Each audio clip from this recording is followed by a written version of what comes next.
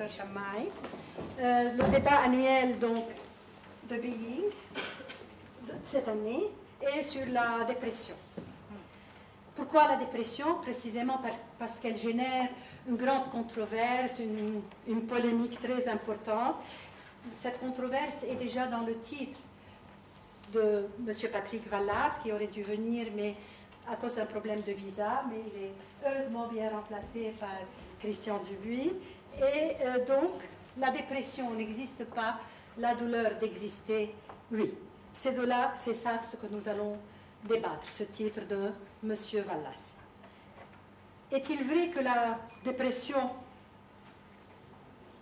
Peut-être qu'on peut fermer les portes pour qu'il n'y ait plus ce va-et-vient. Excusez-moi d'avoir interrompu. Est-il vrai donc que la dépression en tant que maladie, que structure n'existe pas? Donc participe à ce débat. Barké, M. Chammaï.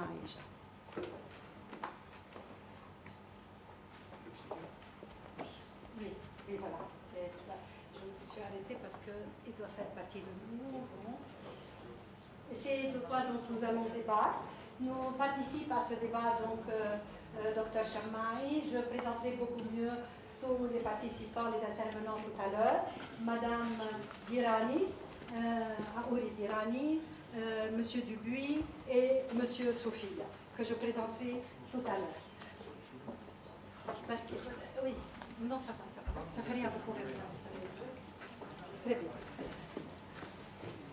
S'il te plaît, Julien. Excusez-moi, on va s'installer, mais c'était pour un peu le débat, donc je le présenterai tout à l'heure convenablement.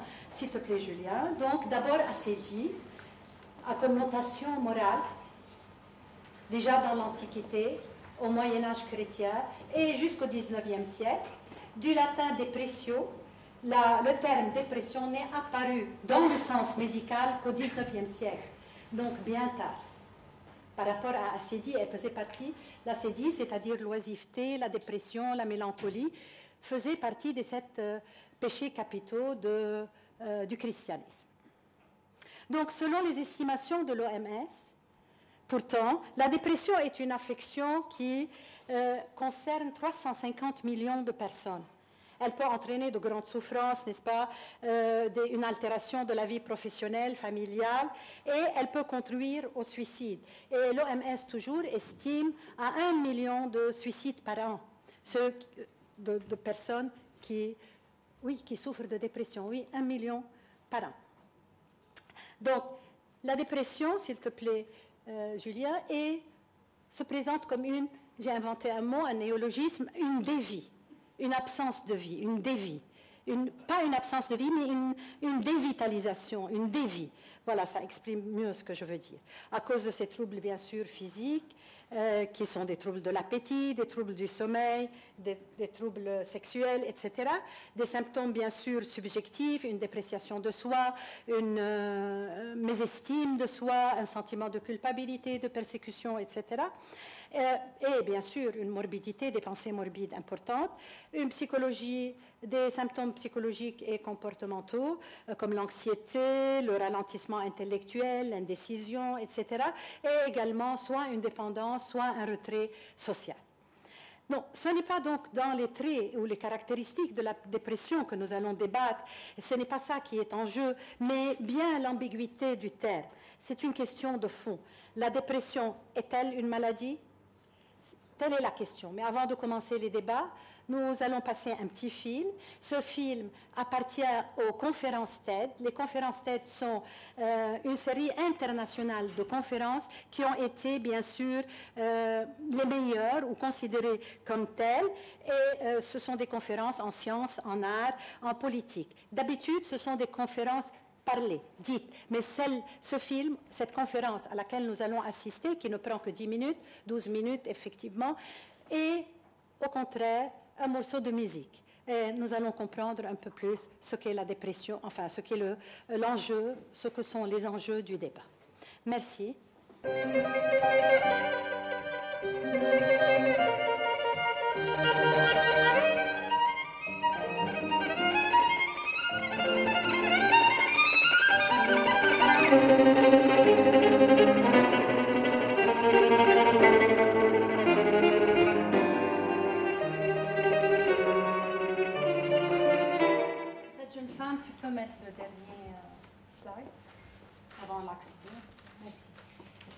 nous a montré qu'avec la musique, on s'en sort.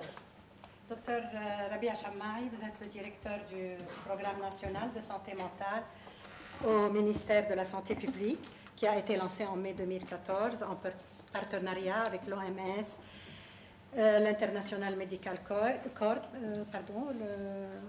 et la UNICEF, dans le but de réformer le système de la santé mentale au Liban.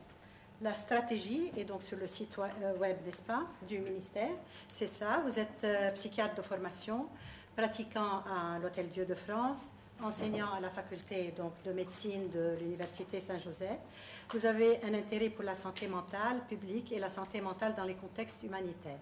Vous êtes consultant programmatique et stratégique auprès d'ONG locales et internationales. Qu'est-ce que pour vous la dépression, docteur Rabia Chammai?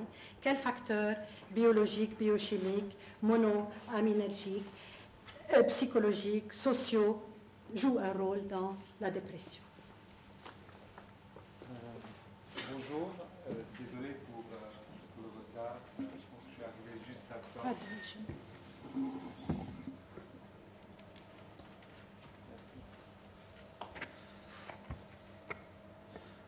Tout d'abord, je voudrais vous remercier, Dr Shikhani, pour cette invitation.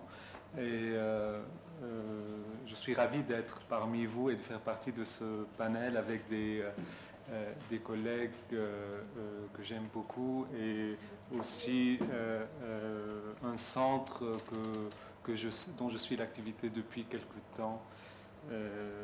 J'espère que les regards croisés qu'on va avoir nous permettront d'avancer dans notre compréhension, théorisation et plus spécifiquement dans notre intervention auprès de personnes qui viennent nous consulter. Mais avant d'entamer ma réflexion autour de la dépression, je voudrais rebondir un peu sur le film. En voyant ce film, je n'ai pas pu m'empêcher de remarquer quand même que la musique a été utilisée comme un langage quand même pour cette femme, pour pouvoir exprimer ce qui n'était pas nommable pour elle en mots, en fin de compte, et que elle a pu transmettre à travers ses notes un mal-être qu'elle ne pouvait pas verbaliser. Aussi, ça m'a fait penser à la position de l'art et à l'instrumentalisation de l'art en tant peut-être que symptôme le plus réussi d'une souffrance humaine qui peut faire transcender une douleur et donner sens à une vie. Pour le côté culturel, on sait très bien que les jeunes femmes asiatiques sont quand même élevées dans une tradition très forte, une tradition où elles doivent être parfaites partout, minces, belles, intelligentes, musiciennes, danseuses de ballet, etc. Et que le violon, qui évidemment était au début cause de sa dépression, comme elle l'a très bien dit, imposé comme éducation obligée, est devenu un instrument de libération pour elle à la fin. Et donc, qu'est-ce qui a fait qu'il y a eu cette transformation pour elle? Je pense qu'on ne peut pas généraliser. Il faut vraiment parler avec elle pour voir c'est quoi le processus qu'elle a eu. Mais pour entamer mon intervention, quand j'ai commencé à réfléchir à votre question, qu'est-ce que la dépression majeure? Voilà, c'est bien une question qui a l'air facile, mais qui ne l'est pas du tout en fait. Plusieurs références médicales, psychanalytiques et philosophiques, et même de santé publique, ont commencé un peu à rentrer en compétition dans ma tête. Et n'ayant pas pu opter pour une seule, j'ai décidé de partager avec vous quelques réflexions sur l'ensemble. Mais avant de les entamer, je voudrais savoir un peu côté temps, combien j'ai, parce que je peux élaborer un peu, beaucoup, dépendamment de combien de temps est donné à chaque intervenant. Non, allez-y, je pense que c'est des débats. On a commencé vraiment en retard. J'ai essayé de faire très vite, mais bon, chacun fera une petite intervention. Okay. Mais nous dirons surtout l'important entre nous dans le débat, dans la discussion que vous ferez entre vous. Je ne sais pas pourquoi c'est. D'accord. Donc, pour moi, la première question qui se présente, c'est la question vraiment du diagnostic. Comme c'est le cas pour tous les troubles psychiatriques, le diagnostic est plutôt établi sur une constellation de symptômes et de signes cliniques sans aucune nécessité, du moins jusqu'à maintenant, Michel, de preuves biologiques. On n'a pas besoin d'un marqueur biologique pour dire que cette personne est déprimée ou pas. Les examens biologiques, si on les fait, c'est pour éliminer une cause organique. On fait un bilan sanguin pour éliminer une hypothyroïdie avant de dire que la personne, par exemple, elle est déprimée.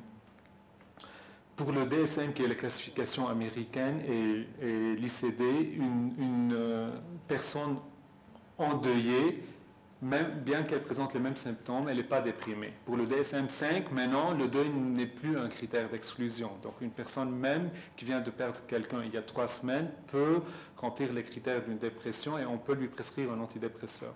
Donc il y a eu quand même un changement important par rapport à ça. Donc vous voyez un peu la fragilité de ce processus diagnostique d'un point de vue épistémologique, comment c'est en train de se transformer petit à petit, sans de base vraiment très solide. Pour ajouter à cette complexité, à cette fragilité, on a introduit une autre variable qui est au-delà de la phénoménologie de la dépression, comme on avait dit, qui est le deuil.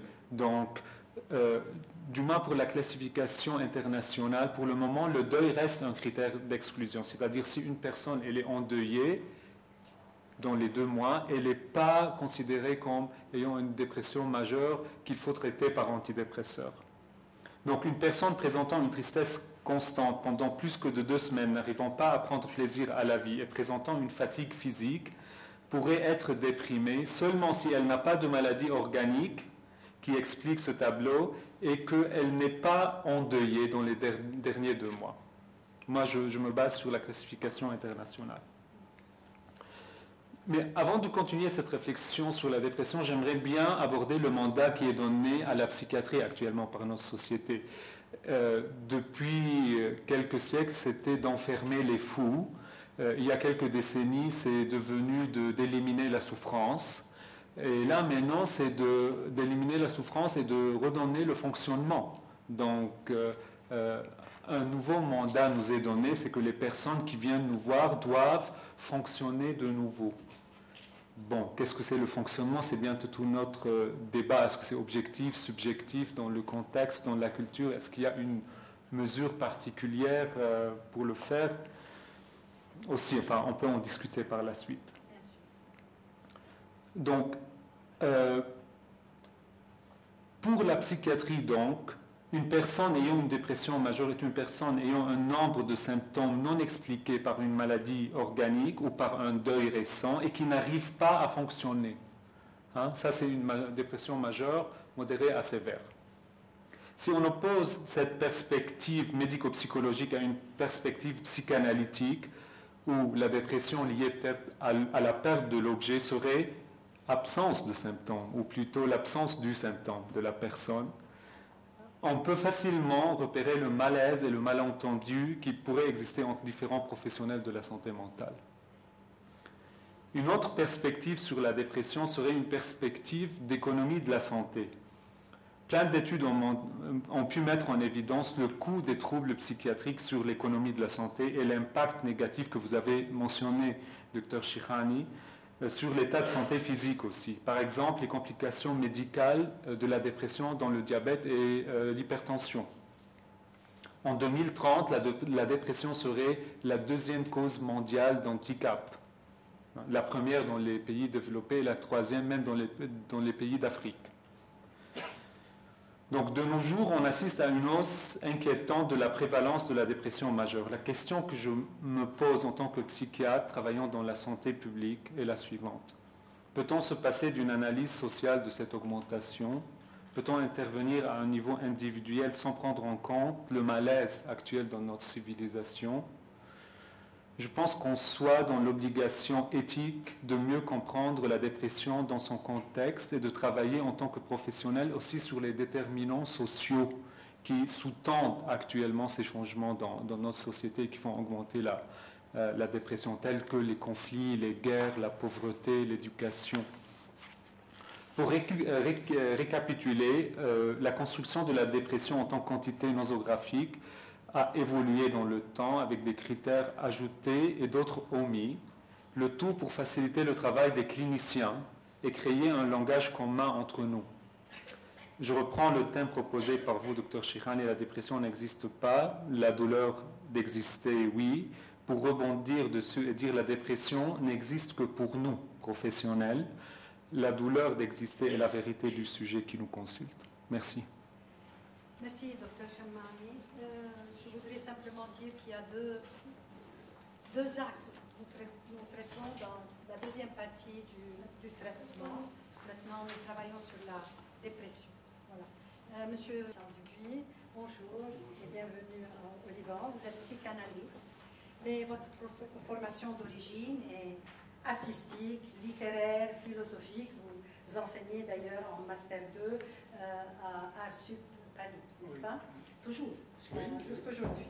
Depuis 3 ans, vous présentez avec Patrick Vallas un séminaire intitulé « La troisième encore et encore », séminaire qui a commencé à traduire en anglais, en italien, avant qu'il ne donne naissance donc à des ouvrages. Vous avez le souci du retour à la lettre, à l'esprit de Lacan, qui lui-même prenait son retour à Freud, afin que la transmission impossible de la psychanalyse, impossible entre parenthèses, n'est-ce pas, de la psychanalyse, puisse se recentrer sur la pratique de la parole, plutôt que de se perdre dans les méandres institutionnels et les abîmes sans fond du discours universitaire.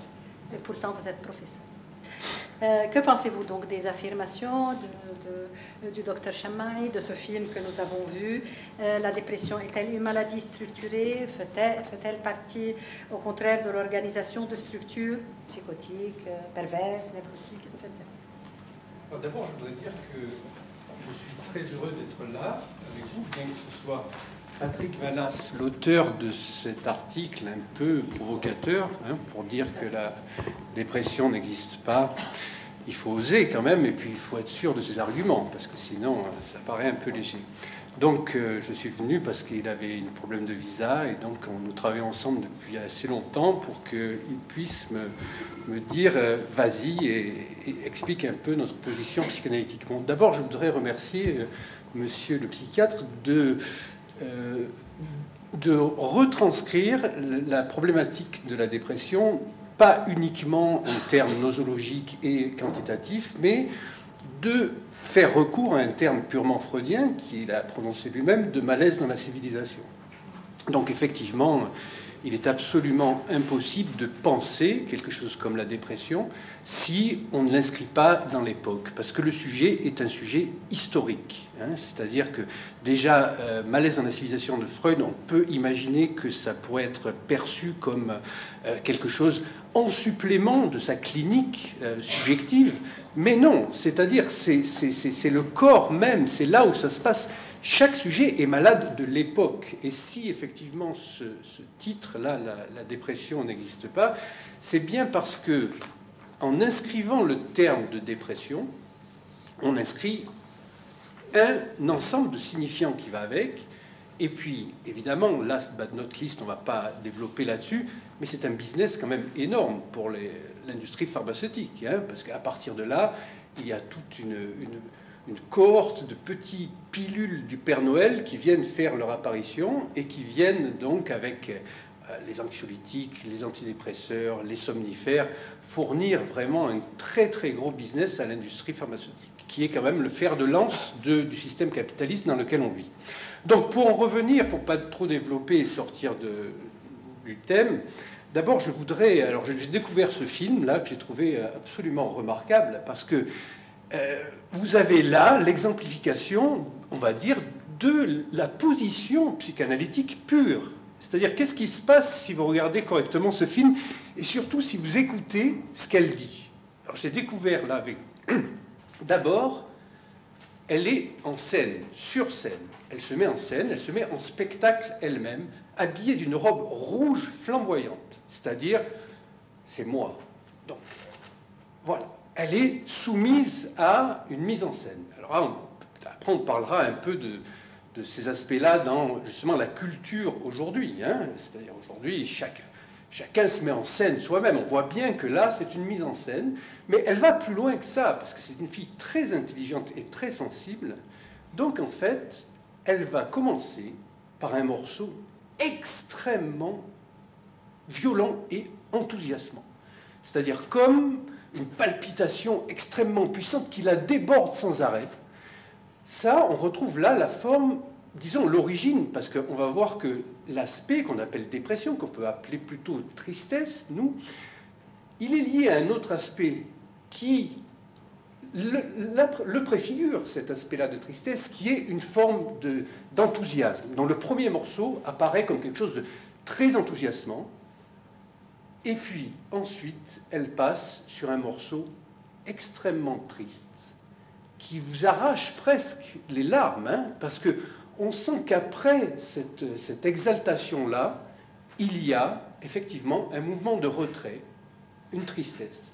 Donc là, on est dans un mouvement de palpitation qui est vraiment la manière dont nous venons au monde. Si vous regardez un petit bébé qui arrive au monde comme ça, il y a quelque chose qui le déborde, une puissance orgasmique, hein, parce que c'est de là que ça vient, c'est-à-dire quelque chose qui va parcourir son corps. Il ne peut pas supporter cette jouissance, c'est trop fort. Il va jouir de ça, mais il ne sait pas qu'il jouit. Mais ça, on est dans la jouissance. Et puis là, il y a donc, normalement, quand ça se passe bien, quand c'était à l'ancienne, quand c'était justement pas trop médicalisé, les naissances, mais qu'on confiait ça aux mères plutôt qu'aux médecins, alors là, la mère va parler. Et la jouissance qui déborde comme ça, elle va se calmer et elle va infiltrer les signifiants même de la parole. Parce que c'est pas rien quand même, la musique. La musique, là, d'abord, c'est de la jouissance. Alors, on va expliquer pourquoi c'est de la jouissance. Mais surtout, la première musique que nous entendons en tant que sujet, c'est la parole. C'est la parole de la mère. C'est la transmission même des signifiants maternels de la parole qui sont imprégnés de cette jouissance-là. Alors, quand il y a effectivement cette tristesse qui se manifeste, parce que quand vous l'écoutez bien, elle dit « je jouais du violon » et puis d'un seul coup, le violon m'est apparu comme un fardeau.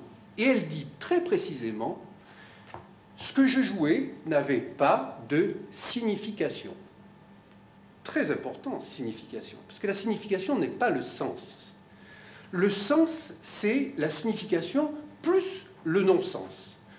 Pour la psychanalyse, le non-sens, c'est-à-dire l'absence de sens, il est dans la jouissance. C'est-à-dire c'est quelque chose qu'on ne peut pas dire, parce que c'est du réel, c'est ça le réel de la jouissance. C'est quelque chose qui déborde et on ne peut pas dire, on ne peut pas parler de ce truc-là. Et donc, ça n'a pas de signification, mais ensuite elle parle de son problème et puis elle dit,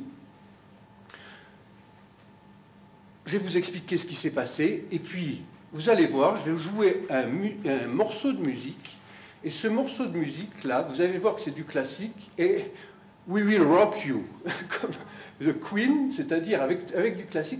Pourquoi? Parce que là, si vous écoutez bien le troisième morceau qu'elle joue, dans sa mise en scène, elle commence de manière assez douce, parce que là, elle a transformé la jouissance en plaisir. C'est-à-dire, la jouissance n'est pas le plaisir. La jouissance, c'est le plaisir du déplaisir. C'est-à-dire quelque chose qu'on connaît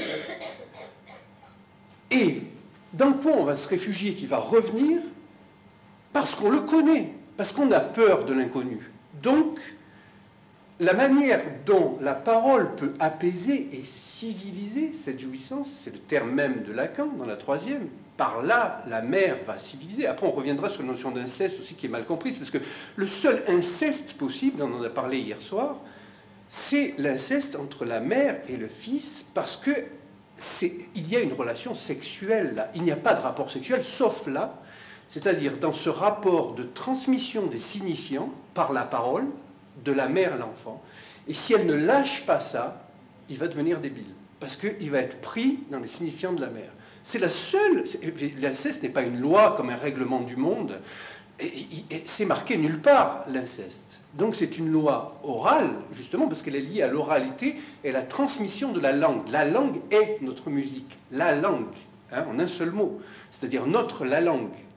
Donc, effectivement, comme le souligne monsieur, elle ne peut pas dire, mais par contre, elle va manifester par son expression, parce qu'elle dit avec son corps à ce moment-là, elle dit que petit à petit, elle civilise la jouissance pour le plaisir de l'interprétation. C'est-à-dire qu'elle est arrivée à interpréter elle-même son symptôme et à mettre en scène la sortie de ce symptôme. Et ce qui est très intéressant aussi qu'elle dit à la fin, c'est-à-dire qu'il n'y a pas de solution collective à ça. Il n'y a pas DSM, ça vaut rien.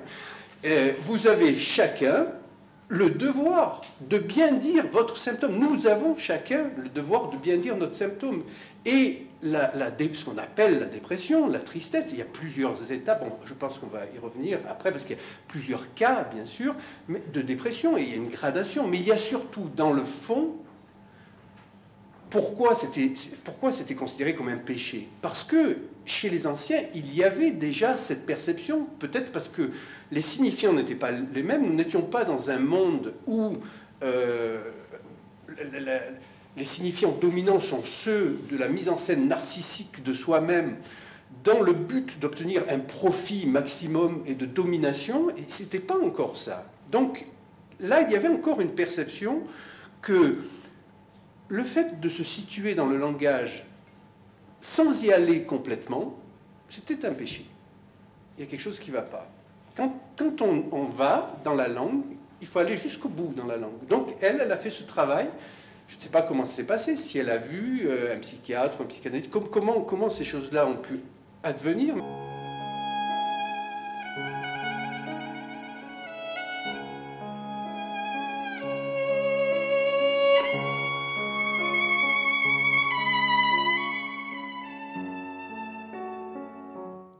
On a cette vision des choses, cette vision de la maladie qui évolue en fonction de la société. J'aimerais ajouter quelque chose dans ce sens. Dr Chamaï a dit, maintenant on voit les choses en termes de fonctionnement de l'individu. Même, je peux aller plus loin, les gens deviennent plus revendicateurs, ils veulent plus, pas seulement le fonctionnement, mais même la qualité de vie. Donc, je fonctionne, docteur, mais je ne suis pas très content, et donc augmentez-moi les médicaments. Donc, même on est un peu sous pression de qualité de vie maintenant. Et si on revient aux firmes pharmaceutiques et à l'idée donc des médicaments, les firmes pharmaceutiques maintenant en fait font la publicité de leurs médicaments, pas seulement basée en termes de symptômes, ce qu'on faisait avant, mais en termes d'amélioration de la qualité de vie.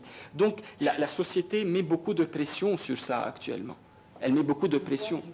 Exactement. Donc, le médicament, ça ne suffit plus au médicament de disparaître la tristesse. Il faut que le médicament donne du plaisir maintenant. Et donc, ça devient, ou la pression devient un peu lourde. Et là, il faut faire attention. Donc, il faut voir la maladie en fonction de la société et de l'évolution, de cette interaction entre la prédisposition biologique et des facteurs de stress. Et en fait, je vais terminer juste en parlant un tout petit peu du film. En fait, je n'ai pu qu'aimer énormément les morceaux que la dame a choisi de jouer. Elle a décidé de débuter avec Vivaldi, et avec la saison, les 4 saisons de Vivaldi. Elle a décidé de débuter avec l'été de Vivaldi. Et pour quelqu'un qui, dans la psychiatrie, qui est un peu ça, moi, ça m'a fait rappeler un peu, peut-être un accès maniaque ou hypomane. Donc, on voit la patiente avec la force de cette musique, qui fait rappeler l'excitation un peu de cet individu qui est sur le versant un peu up de l'humeur. Et puis, c'est fort, c'est rapide, on a la logorée, l'humeur qui est élevée, l'exaltation, l'estime de soi qui est très grande, et puis tout d'un coup, ça chute. Ça nous fait rappeler aussi la dépression bipolaire qui suit un état d'excitation. Donc, on a la chute, le ralentissement, c'est lent, c'est triste. Monsieur a dit que ça a creusé quelque part dans nos larmes, peut-être. C'est la mélancolie, peut-être. C'est la mélancolie, cette tristesse assez profonde, pour après ressortir et jouer un morceau qui est à la fois triste et gai, rapide et lent. Et c'est un mélange des deux. Je ne vais pas aller très loin et dire que c'est un accès mixte, mais je vais dire que c'est quand même assez impressionnant. Et je pense qu'il y a de quoi débattre. Exactement.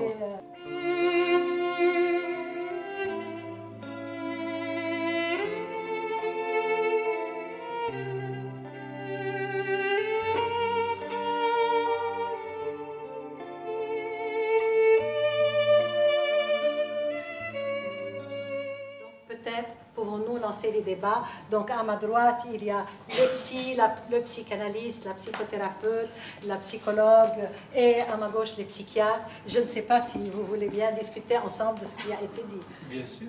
Et avec la participation, bien sûr, du public, parce que, bon, nous avons encore 20 minutes seulement. Ah, très peu. Bon, alors je voulais juste dire un petit aparté sur la musique, parce que... Ça attend. Ah oui. Celui-là ne marche pas. Si, peut-être, oui. Donc, si la musique est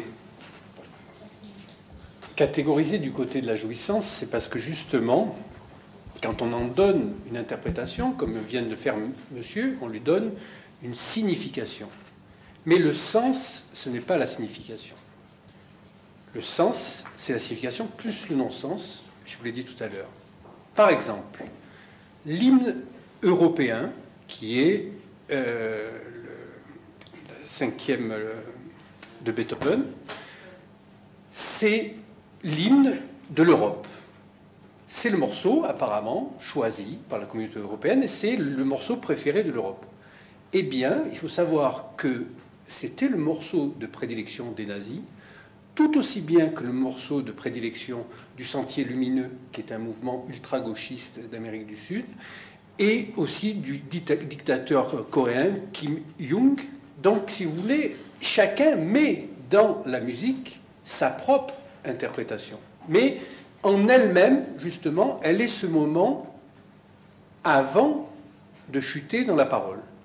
Alors, justement, je vais revenir juste sur ce qui vient d'être dit, parce que ce qui vous est présenté, en toute amitié, comme quelque chose d'objectif, ne peut pas l'être pour la psychanalyse. Parce que ce qu'exclut monsieur, parmi les toutes possibilités de voir la maladie, c'est que ce n'est pas une maladie, premièrement, et deuxièmement, que ça concerne un sujet. Le sujet, pour revenir un petit peu à la métaphore de ce film avec cette naissance et renaissance, on peut dire, un bébé tout rouge comme ça qui est parcouru par les spasmes de l'enthousiasme de venir au monde et en même temps débordé par ça, qui se met à crier et puis après qui rentre dans une phase de retrait. Aussi, pour écouter la transmission des signifiants de la mère, c'est ce qui s'appelle la castration. C'est-à-dire qu'à ce moment-là, le sujet est convoqué à entrer dans le langage, c'est-à-dire à ne plus être entièrement signifié par le corps qui jouit, mais de transférer cette jouissance dans le verbe. À partir de là, nous avons justement une clinique du sujet. Ce n'est plus une clinique biologique, on n'y croit pas du tout en psychanalyse. C'est-à-dire que quand il y a des faits biologiques, ce sont toujours des faits interprétés par un biologiste, c'est-à-dire avec son fantasme de biologiste. C'est-à-dire que ce sont des mots. Il parle de mots de biologiste qu'il a appris concernant quelque chose. Mais il croit qu'il parle de la chose alors qu'il ne parle que de mots. Voilà la psychanalyse. C'est-à-dire la psychanalyse, c'est une clinique des discours. Ce n'est pas une clinique autre que celle du discours. C'est-à-dire, c'est de retrouver assez de jouissance dans la parole pour que l'histoire continue. Alors j'ai beaucoup apprécié aussi que vous étagiez les responsabilités croissantes de la psychiatrie. Parce qu'effectivement, au départ, le psychiatre était celui qui avait le mandat de pouvoir interner. Donc c'est un mandat policier. Hein, c'est-à-dire, un tel est fou, hop, on le met au placard. Ensuite, une responsabilité croissante, c'est-à-dire, bon, il faut quand même essayer de voir ce qu'il en est, d'essayer de trouver du sens à ça. Donc le développement de la pharmacologie. Et troisième niveau, maintenant, effectivement, l'ouverture à l'analyse. C'est-à-dire que parmi toutes les possibilités de voir les choses, il y a aussi le fait que ce n'est pas une maladie. C'est-à-dire qu'en fait, la grandeur de Lacan, c'est d'élever chaque structure, c'est-à-dire névrose, psychose, perversion, les trois structures de langage incorporé. C'est qu'on n'est pas malade quand on est comme ça. Il les élève à la dignité d'une position philosophique face à l'existence. C'est-à-dire, je vais répondre à mon environnement qui n'est pas... C'est là où on est dans l'idéologie, c'est quand on compare avec des animaux, etc. Le problème, c'est qu'on ne sait pas, quand on emploie des métaphores comme ça, on est en pleine idéologie. Une idéologie qui nie le fait que nous n'avons pas d'environnement autre que celui du langage. Les animaux sont entièrement, eux, déterminés par leur environnement. Vous allez trouver tel type d'animal dans tel type de nature, il faut tel taux d'humidité, Sinon, les animaux ne peuvent pas vivre en dehors de leur environnement. Le seul être qui n'a pas d'environnement sur cette planète, c'est l'homme. Il est partout et nulle part, parce qu'aucun environnement ne le détermine, sauf le langage. C'est-à-dire tout ce qui est les déterminants qui vont former ces possibilités sont comprises dans la transmission du langage. Donc nous, on n'a pas d'instinct. L'instinct, c'est un savoir dans le réel.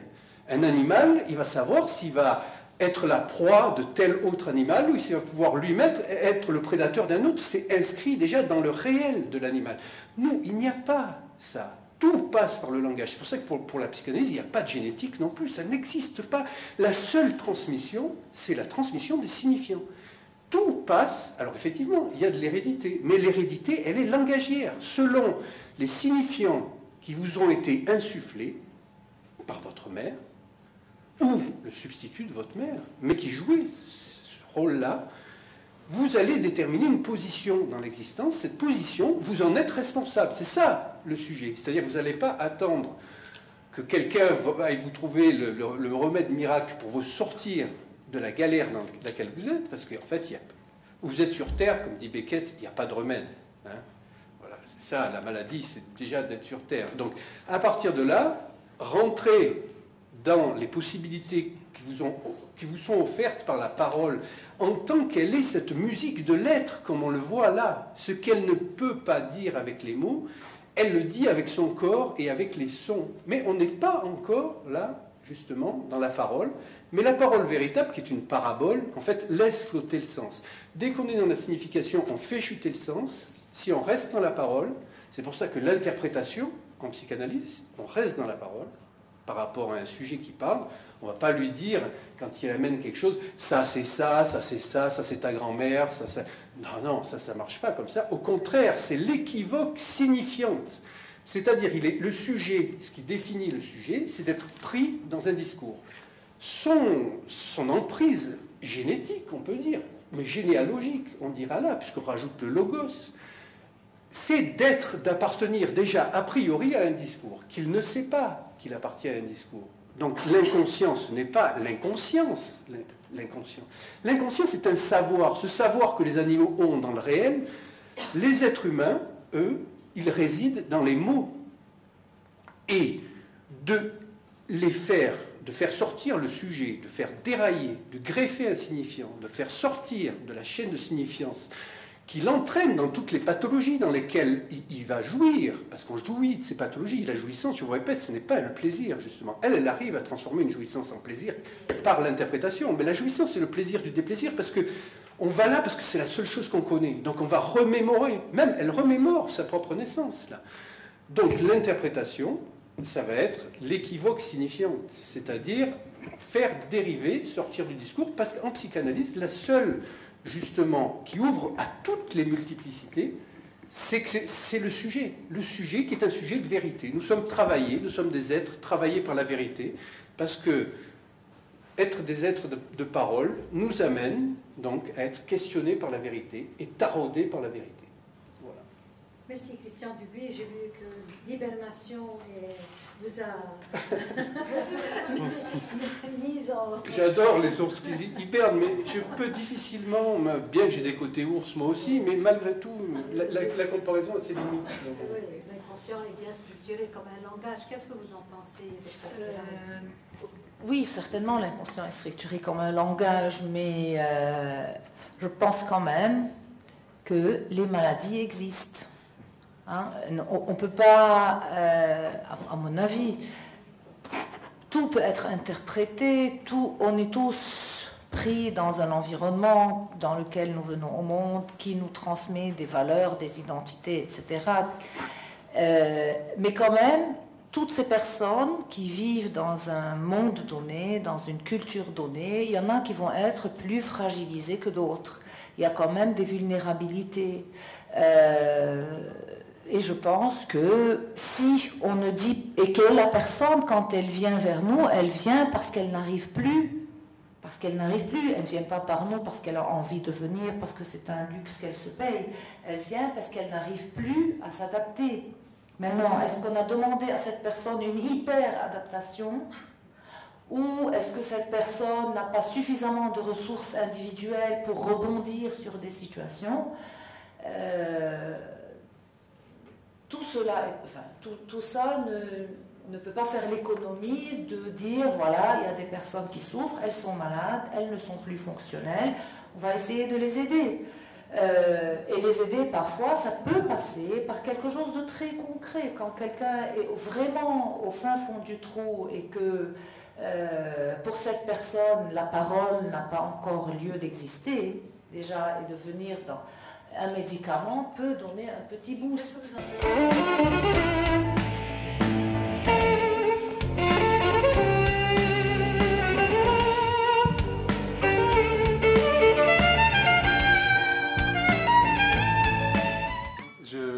Il y a eu plein de choses sur lesquelles j'aimerais rebondir, mais ce que j'entendais quand même dans le discours qui se chauffe un peu, c'est bien, parce qu'un débat, il faut que ça chauffe un peu. Au début, on n'était pas dans des positions assez polarisées, mais vous avez bien animé le débat.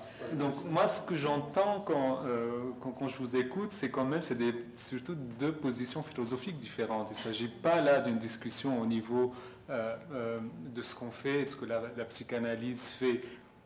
Je pense il y a le dualisme déjà qui est évoqué un peu, corps, esprit, primauté du langage sur le corps, primauté de la matière sur le langage, qu'est-ce qui prend le dessus entre psychiatrie... En termes de jouissance et de désir, hein, c'est-à-dire que les termes primordiaux sont... Non, je parle entre psychiatre et psychanalyse, par exemple, hein, la parole, la biologie, donc il y a quand même cette discussion qui est un peu évoquée, mais pas nommée, du dualisme. Est-ce qu'il y a un dualisme ou est-ce qu'il y a un monisme, en fin de compte? Est-ce qu'on peut vraiment faire cette séparation? Il y a un dualisme, mais on ne passe pas au même endroit. C'est-à-dire que la séparation ne passe pas entre le somatique et le psychique, pour la psychanalyse, mais entre le psychique et le logique. Donc, il y a un dualisme, mais à l'intérieur de la parole elle-même, pas entre le corps et la psychique. Moi, je pense que ça peut être discuté, parce que effectivement, ce qu'on voit, par exemple, en se basant sur la plasticité du cerveau, on voit très bien qu'une psychothérapie ou une psychanalyse, elle peut morphologiquement changer le cerveau, comme si on arrive à changer le cerveau avec un antidépresseur, des ondes particulières, on change l'humeur et on change la personne. Et donc, cette interaction entre le biologique et le psychique... Là, le logique, là. Parce que normalement, la psychanalyse vient contredire le psychique pour justement dire, attention, il y a du logique parce qu'il y a du réel derrière. Oui, c'est la différence. Mais ce qui ressort un peu aussi de ce que vous dites, c'est un autre niveau pour nous, c'est la façon d'élaborer nos pensées. La psychiatrie, c'est une discipline qui est de plus en plus une discipline empirique. Hein. Donc la position philosophique, elle est radicalement opposée au rationalisme, et où on a une théorie psychanalytique de laquelle on essaie d'expliquer le monde. Et parfois, on oublie que c'est un savoir, c'est pas une vérité. Et là, c'est deux savoirs qui discutent et personne ne détient une vérité. Sauf que la théorie psychanalytique... Le savoir ne vient jamais au bout de la vérité. Exactement. Et donc le savoir psychanalytique, il est beaucoup plus cohérent quand on le présente que le savoir psychiatrique, parce qu'on est au début. Enfin, on n'a pas toutes les variables. D'une certaine façon, c'est plus facile de construire une théorie et de lire le monde à travers cette théorie que d'essayer de comprendre qu'est-ce qui se passe et d'avoir un raisonnement par induction, qui est le cas de la psychiatrie actuelle. Mais la théorie ne vient que d'une pratique, hein. C'est-à-dire que, sinon on ne peut pas l'appeler théorie. Une rationalisation, oui, théoria en grec, c'est vraiment la vision, ça veut dire voir. C'est voir à partir d'une pratique, je peux en tirer des déductions. Donc la théorie psychanalytique, bien nommée, vient d'une pratique. C'est-à-dire, c'est pas une élucubration seule dans ses murs, dans sa chambre, ou je ne sais pas quoi. C'est par rapport à l'écoute des sujets et la disparité de ce qu'on entend et les éléments qui vont permettre de créer des récurrences et d'entendre quelque chose, justement, des points de signifiance. Donc la théorie n'est pas à opposer à la pratique, c'est très pragmatique, la psychanalyse. Bon, enfin, je comprends, je connais un peu la pratique psychanalytique, mais enfin, c'est un peu parfois aussi la position qu'ont certains psychanalystes quand ils parlent de la psychanalyse. Hein, enfin, beaucoup parlent pour ne rien dire. Et pour d'éviter des vérités. Voilà. Ils s'écoutent parler beaucoup. Donc, mais voilà, c'est deux savoirs pour moi qui sont complémentaires, mais philosophiquement différents aussi, un peu de comment on les construit. Ils sont pas c'est pourquoi il y a un malentendu parfois. Exactement. Quand on discute. C'est pour ça qu'on appelle ça une clinique des discours et qu'il y a 4 discours en psychanalyse. Donc, le discours universitaire, justement, comme on l'a vu, c'est ce qui, justement, exclut la division du sujet. C'est-à-dire que c'est un cas, c'est un corps à traiter, c'est une maladie, etc. Mais le sujet lui-même, ce qu'il dit, ce qu'il va dire, c'est ce qui ne compte pas, hein, ce qui compte pour du beurre. Donc, dans la disparité des discours, le discours analytique, c'est justement ce qui met le sujet au centre, sa propre division, donc son réel. Il y a quelque chose qui ne marche pas, mais c'est normal que ça ne marche pas, on va dire. Hein, c'est le réel. Le réel, c'est que ça ne marche pas. Tant qu'on est dans l'illusion que tout doit aller parfaitement bien, etc., là, on s'expose à un retour du réel qui va détruire cette illusion-là. Michel? Vous avez des questions? Excusez-moi. Si j'ai encore 2 minutes. Juste pour faire passer 2 petits messages, pour continuer un peu cette discussion assez intéressante. J'ai vu que le concept de l'hibernation a dérangé. je vais aller un peu plus loin quand même. Je vais aller un peu plus loin quand même, juste pour dire. Nous, on est des individus, comme vous avez dit, on peut vivre dans tous les environnements, c'est ce qui nous sépare. Moi, je dis on peut vivre parce qu'on adapte l'environnement à nous. C'est pas parce que nous, on est adapté dans le sens que notre biologie et notre physique s'adaptent. Donc, si on est dans un environnement très chaud, on le climatise. Parce que notre environnement, c'est déjà le langage. C'est parce que nous, on est très évolué dans le sens où on peut modifier cet environnement. Je pense qu'il y a une divergence. Oui.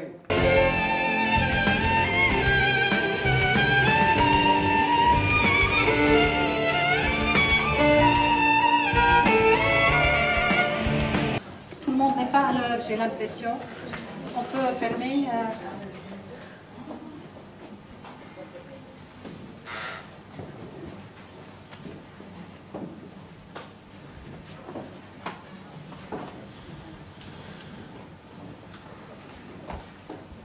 Donc, avant de passer à l'axe 2, quel traitement pour la dépression?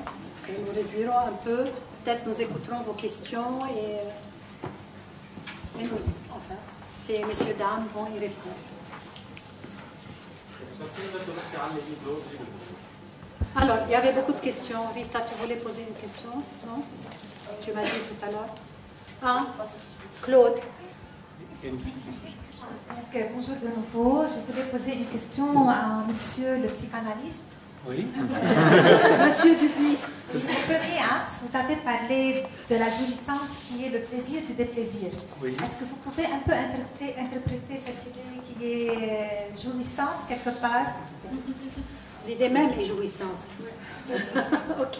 Alors, justement, pour Lacan, en fait, ce qu'il remarque à partir des textes de Freud notamment, et notamment de l'homme aura. C'est la première fois donc où Freud, quand l'homme aura lui raconte son rêve, il lit sur le visage de l'homme aura, Freud l'écrit comme ça, une jouissance par lui-même ignorée. C'est-à-dire qu'en racontant, il se passe quelque chose de l'ordre de la souffrance. La souffrance et la jouissance, en fait, sont des synonymes.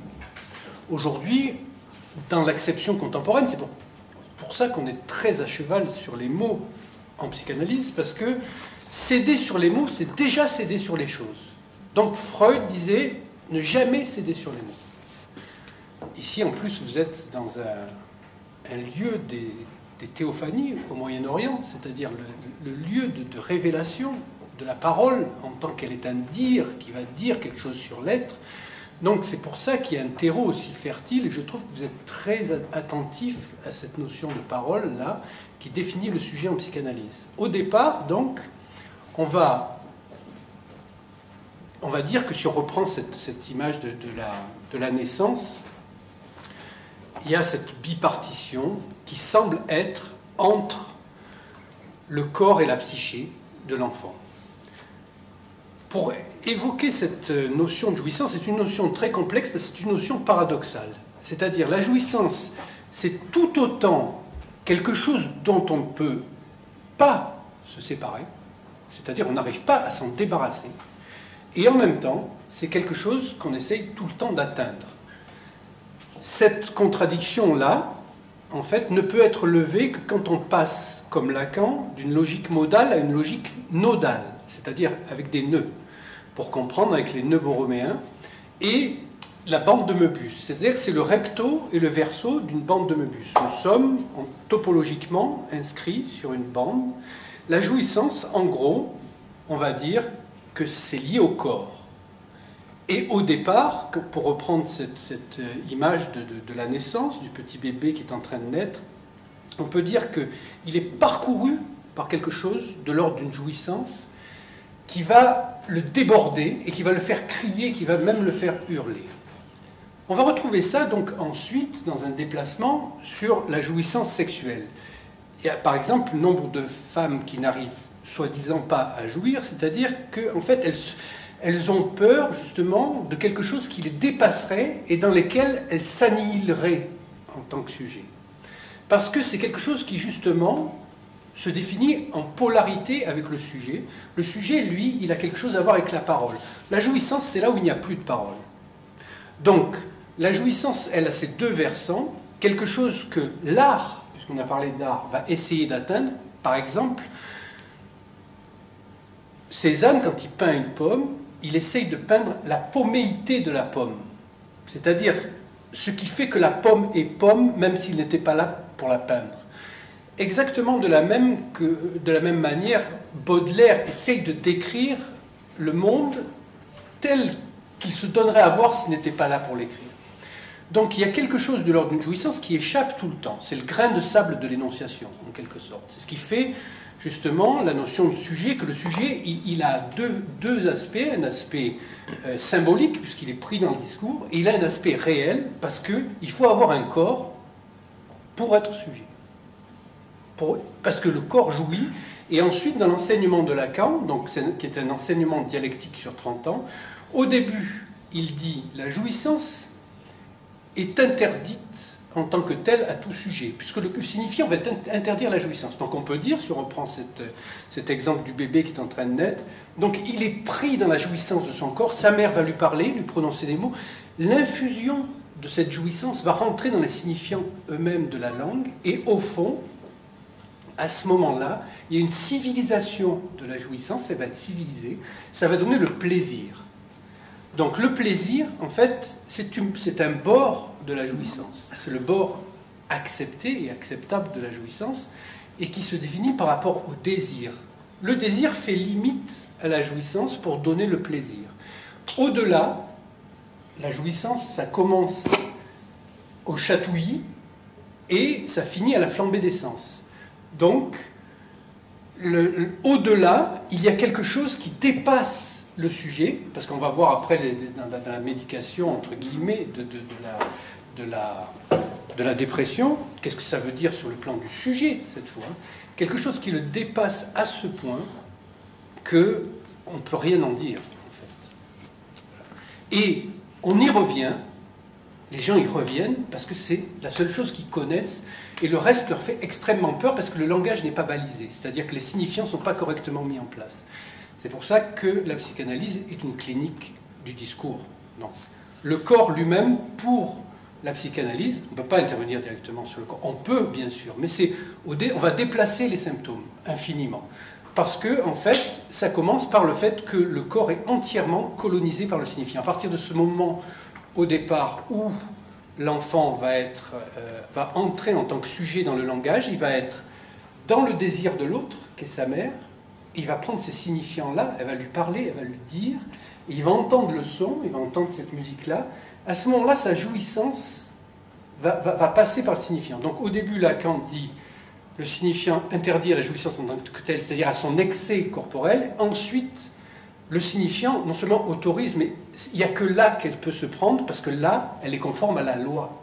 C'est-à-dire la loi du désir, parce que le désir est une loi, et donc là, elle est autorisée parce qu'elle crée un bord, une limitation. Une loi, c'est aussi une limite à l'excès, qui est cette jouissance. Donc aujourd'hui, le plaisir du déplaisir, on peut dire qu'une souffrance, en fait, c'est une jouissance qui justement ne peut pas se dire tant que les signifiants ne sont pas réunis pour que le sujet puisse les dire. Peut-être j'ai pris un peu large, mais oui, parce que c'est une notion complexe, la jouissance. C'est la clinique lacanienne est basée essentiellement. Ouais, c'est le réel, exactement. C'est le réel. Donc, y a-t-il une autre question? Je limite un peu les questions, mais bon, parce que nous pouvons reprendre des questions à la fin. Je n'ai pas une question, j'ai une observation. Oui.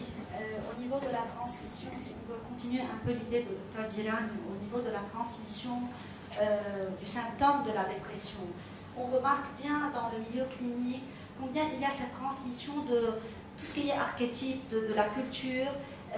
Si on veut remarquer un peu la mère, comment elle se comporte avec son enfant, comment elle exprime ses émotions d'amour ou bien ses émotions de colère. Par exemple, il y a en arabe les proverbes on remarque combien c'est morbide, le tourberné, enterrement, c'est-à-dire. Pour dire exprimer on combien on aime. Enterrement. Ah bon? Quand elle va exprimer sa fatigue, elle dit je veux mourir, il y a un proverbe. Elle l'emploie aussi de façon coléreuse. Quand elle dit qu'elle est fatiguée, elle dit vous allez m'enterrer. Donc, pour dire son amour ou sa colère, elle emploie le même terme. Il y a cette transmission du langage et des archétypes qu'on remarque sur le vivant au Liban, particulièrement au Liban. Merci. D'autres questions? Bon, peut-être je voudrais introduire aussi personnellement une question sur la musique, puisque on en a beaucoup parlé tout à l'heure. Et je voudrais dire que la musique est avant tout un rythme, c'est-à-dire une toile de fond. Et sur cette toile de fond, va arriver cette mélodie. Cette mélodie est un son et un sens, dit Diderot. Et à partir de Diderot, on considère comme ça la musique comme un signifiant, si je peux dire, et un signifié. C'est ça, cette musique. Et donc, le rythme qui va se déployer et va se construire, ou du moins va permettre à cette mélodie de se construire. C'est donc une construction. Et cette répétition, c'est une construction, et peut-être là je suis un peu dans une philosophie de Bachelard, mais si je rentre davantage dans la musique, dans le rythme, il y a cette répétition, ce refrain, cette note qui revient pour arriver jusqu'à l'extase, la jouissance musicale, jusqu'à l'extase. Ça, c'est la douleur, dit Sartre. C'est la douleur, c'est la dépression, c'est l'émotion. Et bien cette jeune femme qui a joué, elle et son violon, qui a joué cette musique qui lui venait de l'intérieur, et peut-être, elle a peut-être construit, peut-être que son violon, sa musique, lui a servi de suppléance à cette dépression. C'est peut-être ça, c'est cette suppléance qui l'a sauvée un peu, c'est le symptôme, pour parler lacaniennement. Donc, c'est un peu ça. Nous passons donc un peu au traitement, puisque ce violon sert de suppléance. Nous sommes en plein dans le traitement. Je voulais faire une remarque sur la question de la musique. Je pense que un instant, on va se donner. Peut-être quelque chose. Non, ça va, je peux parler. La musique est peut-être justement le pont entre ce qui a été révélé comme une sorte de position des deux psychiatres et de Madame Girani, qui, à mon avis, concilie la psychanalyse, le discours de la psychanalyse. Et ma question est, j'ai l'impression qu'il n'y a pas d'ouverture et que justement on ne cède pas dans la psychanalyse, dans la position qu'on mettait en avant, on ne cède pas sur une possibilité de conciliation avec d'autres champs de savoir. Alors, c'est-à-dire, le discours analytique vient comme le dernier des discours. À partir de ce moment-là, il y a une logique rétroactive, il permet d'éclairer les autres discours. Il ne les discrédite pas. Il les renvoie à leur éthique spécifique. C'est-à-dire, un discours, en fait, met en place un rapport entre un sujet parlant, la vérité, un objet, un reste, quelque chose, justement, de l'ordre d'une structure. Il y a, pour chaque discours, une éthique particulière. Donc, on peut dire que, par exemple, dans la formation de la science, il y a, au départ, quelque chose de l'ordre du discours hystérique. Alors ça, je vous renvoie, parce qu'on a fait notre dernier séminaire, qui est très explicite là-dessus, avec Patrick Vallas, ça dure 1 heure, c'est les 4 discours de Lacan, plus le discours capitaliste. Donc, il n'est pas question d'évacuer les autres discours. C'est juste qu'ils sont renvoyés à leur éthique spécifique. Du moment que le sujet est exclu comme sujet divisé, c'est-à-dire de sa part de réel, ça suppose une certaine éthique, mais qui n'est pas dénuée d'une certaine valeur. Par exemple, certaines découvertes scientifiques ont été faites par des grands hystériques, parce qu'il fallait une très grande opiniâtreté, justement, dans sa manière de se situer par rapport au monde pour découvrir ça. Le discours psychanalytique, lui, il permet d'éclairer, mais il ne se situe pas en supériorité. C'est juste qu'il considère qu'in fine, on va dire, la dimension du sujet divisé est le réel du par-l'être que nous sommes, et que si vraiment je veux régler quelque chose avec mon destin, c'est-à-dire que je suis assez loin convoqué dans ma vérité, je ne peux pas ne pas rentrer dans ce discours-là. C'est pour ça que quand vous dites en préambule votre rapport avec la musique, à la différence de la parole, on entend bien qu'on reste sur le sens, puisqu'elle peut être récupérée par n'importe qui. Hein? Alors, justement, la parole analytique, parce qu'elle ne chute pas dans une signification. Parce que dans une cure, vous n'allez jamais dire à quelqu'un qui vient et qui vous dit quelque chose, ah là c'est ça, c'est-à-dire que vous n'allez pas le signifier, vous n'allez pas faire chuter, vous allez laisser sa parole en suspens, et donc votre interprétation, elle va être de l'ordre de l'équivoque signifiante, c'est-à-dire que ça va le faire dérailler dans son discours. Mais ça lui appartient, il récupère sa propre parole et son sens, et il reste flottant, il ne chute plus dans une signification, exactement comme la musique. Alors, à ce moment-là, on peut dire, puisque ce qu'il entend, et ce que l'analyste entend, c'est la musicalité de la parole, c'est pas le signifié. C'est le signifiant. C'est uniquement le signifiant, c'est le jeu de la chaîne signifiante dans laquelle est pris le sujet. Vous voyez, c'est une musique, c'est pour ça qu'on ne va pas rentrer, quand moi que j'ai un analysant qui me raconte des trucs sur l'actualité, etc., il va parler dans le vide, jusqu'à ce qu'il se rende compte qu'il parle dans le vide, parce que où est son sujet de dénonciation, là, quand il est en train de répéter ce que disent les médias, ou tout ce qui se passe dans les discours courants, ce qu'il a entendu à l'université, au café, ou je ne sais pas où. Il ne parle pas de son sujet. Donc, il est dans le signifié pur, la signification, il a chuté quelque part. L'idée, c'est que sa parole soit rehaussée.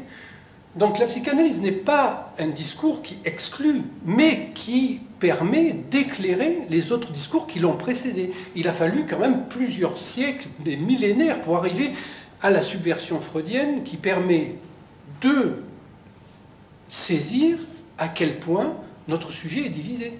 Nous sommes divisés. Donc il y a du réel, et donc ça ne peut pas aller bien tout le temps. Alors maintenant, aujourd'hui, c'est mal. Parce qu'aujourd'hui, tu dois jouir, et puis tu dois être bien tout le temps, et puis tu dois être une vedette sur la scène, tu dois gagner beaucoup d'argent. Non, ça n'a jamais été ça. Aujourd'hui, il y a une accentuation avec ce qui s'appelle le discours capitaliste, qui est un truc qui fonctionne magnifiquement bien. C'est-à-dire, ça va foutre en l'air toute la planète et tous les humains, parce qu'il n'y a plus la limite du réel. Voilà. Et aujourd'hui, tout obéit à ce discours-là, notamment le discours de la science, puisque on voit que derrière le discours de la science, il y a les subventions des labos. Vous croyez qu'un laboratoire va subventionner un discours qui va dire que les médicaments, c'est les bonbons du Père Noël? C'est pas possible. Il y a un problème logique. Vous croyez que le but d'une firme internationale, c'est la santé des gens? si on va au bout du raisonnement. Vous croyez que le but d'une firme pharmaceutique, ça va être que les gens soient en bonne santé? Vous avez l'impression que c'est logique, ça? Donc voilà, la psychanalyse permet de dire, attention, c'est pas une exclusion de la science, c'est pour ça qu'elle ne prescrit pas ni ne proscrit. C'est-à-dire, à certains moments, il peut y avoir besoin de certains médicaments qui ont fait l'objet de découvertes et qui ont un certain fonctionnement.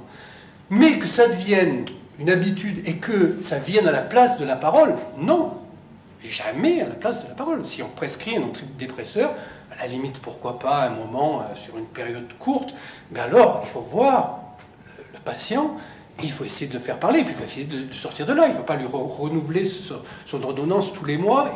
Et moi, j'ai connu des gens, et ça fait 10 ans qu'ils étaient sous séroplex, mais ça ne veut rien dire. Puis en plus, le truc, alors, je peux vous dire, le secret des secrets, hein, c'est faut arrêter progressivement. Mais ça, c'est que du business. Moi, une amie, elle était 10 ans sous séroplex. J'ai dit, mais non, n'écoute pas ça, tu arrêtes du jour au lendemain. Tu n'en as plus besoin maintenant. Elle a arrêté, il ne s'est rien passé. Parce que arrêter progressivement, c'est encore du business. T'en prends plus 3, t'en prends 2, puis tu continues à faire du business et à vendre des médicaments. Voilà. La psychanalyse, ça sert à dire des choses comme ça, notamment. Et ça sert à voir aussi le rapport politique et religieux avec le monde, parce que c'est intimement lié. Voilà. Mais ça n'invalide pas les autres discours, ça les remet dans leur éthique. Nous sommes rentrés de plein pied dans le traitement, et donc peut-être... Qu'est-ce que vous en pensez? Je vais essayer de répondre. Mon idée s'est interrompue à propos de la... Je ne sais pas si le mot existe en français, la prosodie, c'est-à-dire... Oui, il ne s'agit pas de la parole uniquement, mais les études ont démontré que, par exemple, la façon dont on s'adresse à un bébé, en parlant avec ce qu'on peut considérer comme infantilisant, mais que c'est quelque chose, par exemple, dans la communication du sens de la maman vers l'enfant, est quelque chose qui a un rôle très important, et dont j'ai pensé à la prosodie comme pont bien sûr. entre la musique et entre les deux. Oui. Parce que là, on parle de choses qui sont peut-être intermédiaires entre la psychanalyse et le discours scientifique, psychiatrique ou autre, je ne dirais pas psychiatrique, mais disons des neurosciences. Mais la prosodie, c'est ce qu'il entend. Voilà. Oui, c'est ça. C'est la façon, c'est ça. C'est-à-dire, c'est pas simplement le sens, mais ce qui... Mais le sens, c'est pas la signification, justement. C'est ça le sens. C'est ça le sens. Le sens, c'est la prosodie. Il y a un élément physique, il y a un élément, justement, qui est... identifiable par... Oui, c'est la signifiance, par un autre champ. C'est pas ce qui est signifié, c'est ça la signifiance. C'est cette manière que tu as de décrire la prosodie. Il y a deux questions. Peut-être. Pardon, il y a... Oui, donc il y a encore des questions. Oui, si vous répondre. Oui, il est peut-être... Comme ça, on va faire... Bon. Okay. Je vais essayer un peu de répondre à l'histoire des médicaments, bien sûr. Parce que c'est intéressant, parce que je trouve qu'il y a eu des choses qui ont été dites qui sont... Moi, je ne suis pas du tout d'accord avec ça, parce que je trouve que c'est un peu... Quand même, ça peut être dangereux dans le sens de la sécurité du patient. Donc, pas toutes les études ont été faites par des firmes pharmaceutiques. Il ne faut pas généraliser. Il y a plein d'études qui ont été faites par des centres universitaires. Donc, actuellement, toutes les études qui sont financées par des firmes pharmaceutiques ne sont pas publiées dans des journaux internationaux.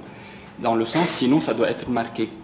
Et donc, il y a un grand critère d'exclusion de toutes les études financées par les laboratoires. Par exemple, l'étude de laquelle je parlais, de l'étude génétique d'un des antidépresseurs, elle n'est pas financée par un labo, elle est financée par la faculté. Et en fait, c'est pour ne pas affecter, pour ne pas avoir un biais dans le résultat. Et actuellement, il y a une politique qui oblige tous les labos de publier même leurs études négatives.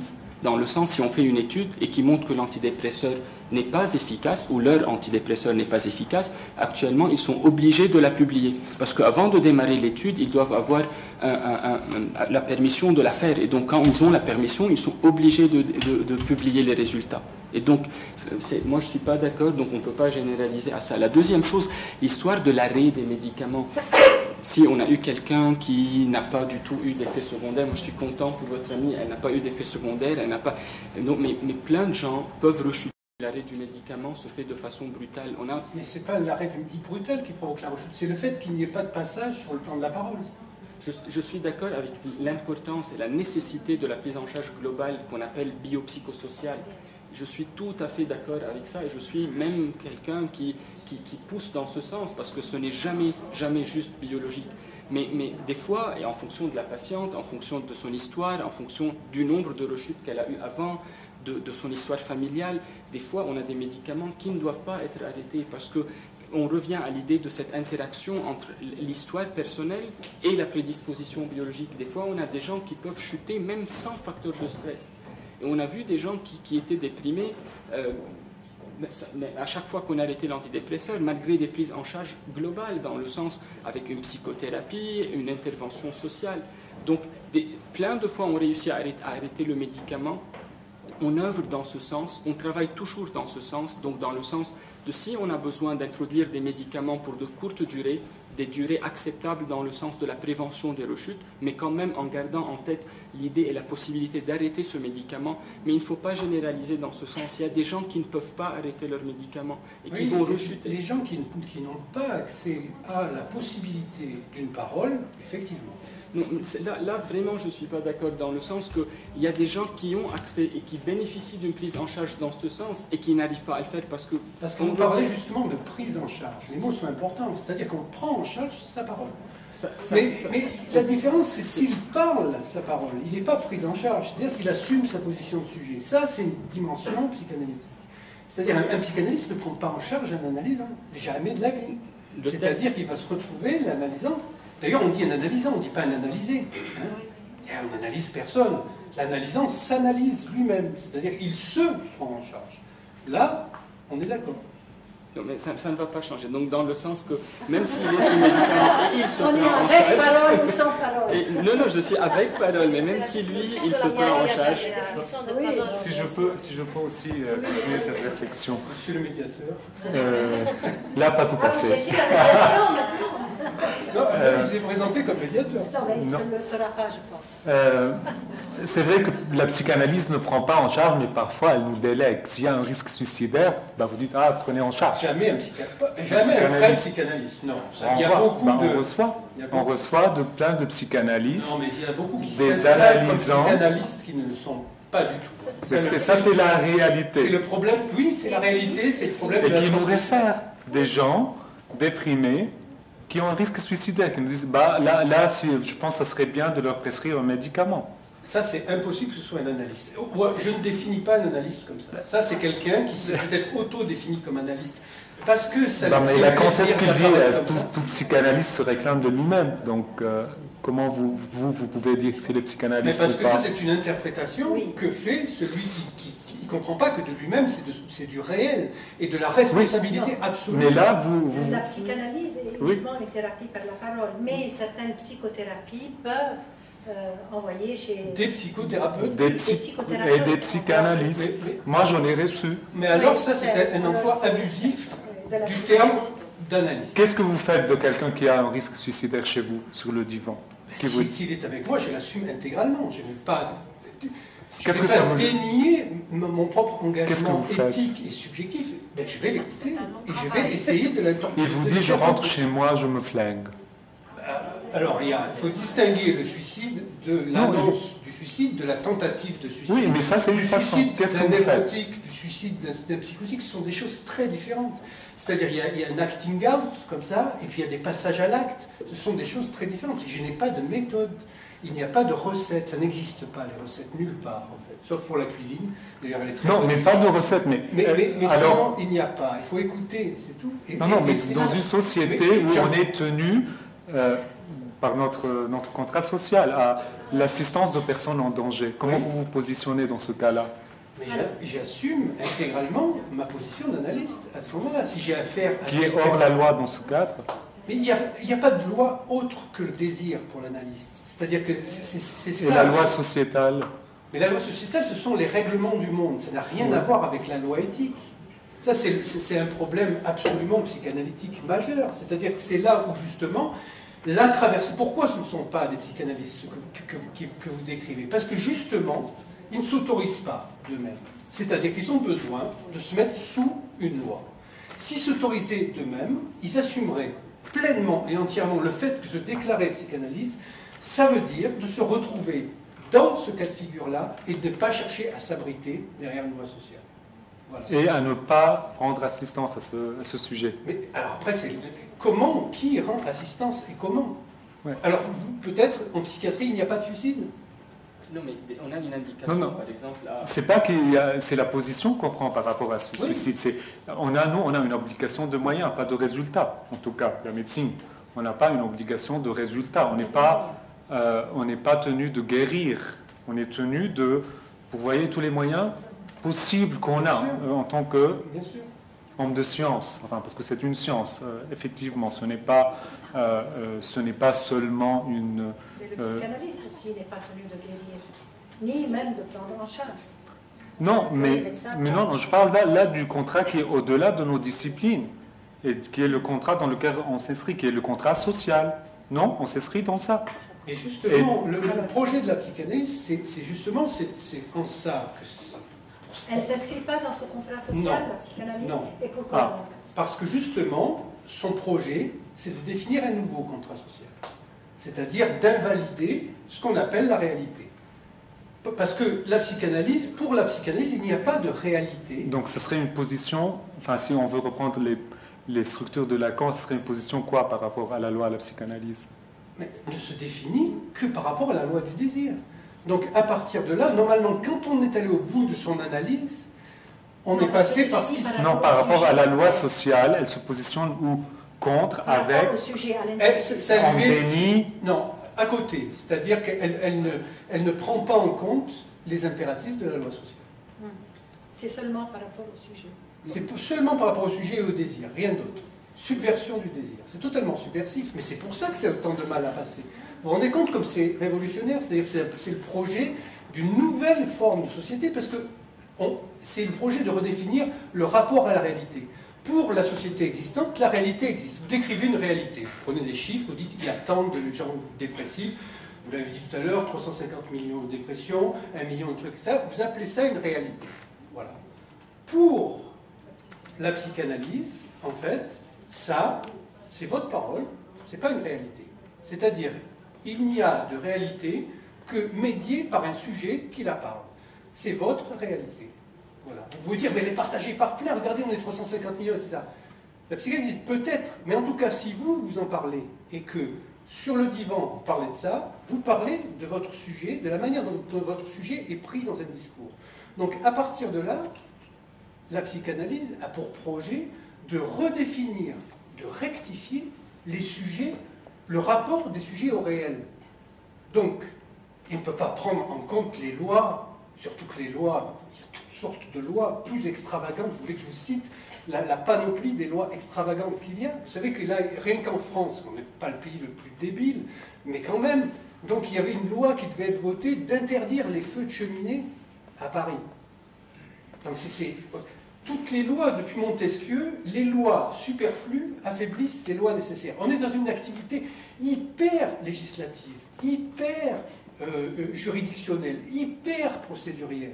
Si on devait se mettre à obéir à tous les règlements du monde qui se prennent pour des lois, c'est impossible. On ne parle pas du tout de règlement du monde, on parle d'un cas très précis qui est le cas de non-assistance à personne en danger, qui est quand même de notre époque. Eh bien, ça s'assume.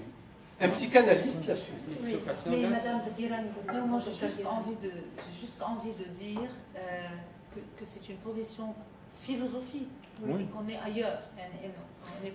On n'est plus en train, je crois que vous n'êtes plus en train de parler d'un patient déprimé, dépressif qui a besoin de soins. Mais si, moi ça m'est arrivé, mon premier analyseur c'était un suicidaire. On me l'a envoyé pour ça. Oui, mais je veux dire, c'est une position philosophique, parce que vous êtes en train d'aller au-delà du réel, du vérité. Vous maniez des mots philosophiques. Non, il n'y a pas au-delà du réel, c'est ça le réel.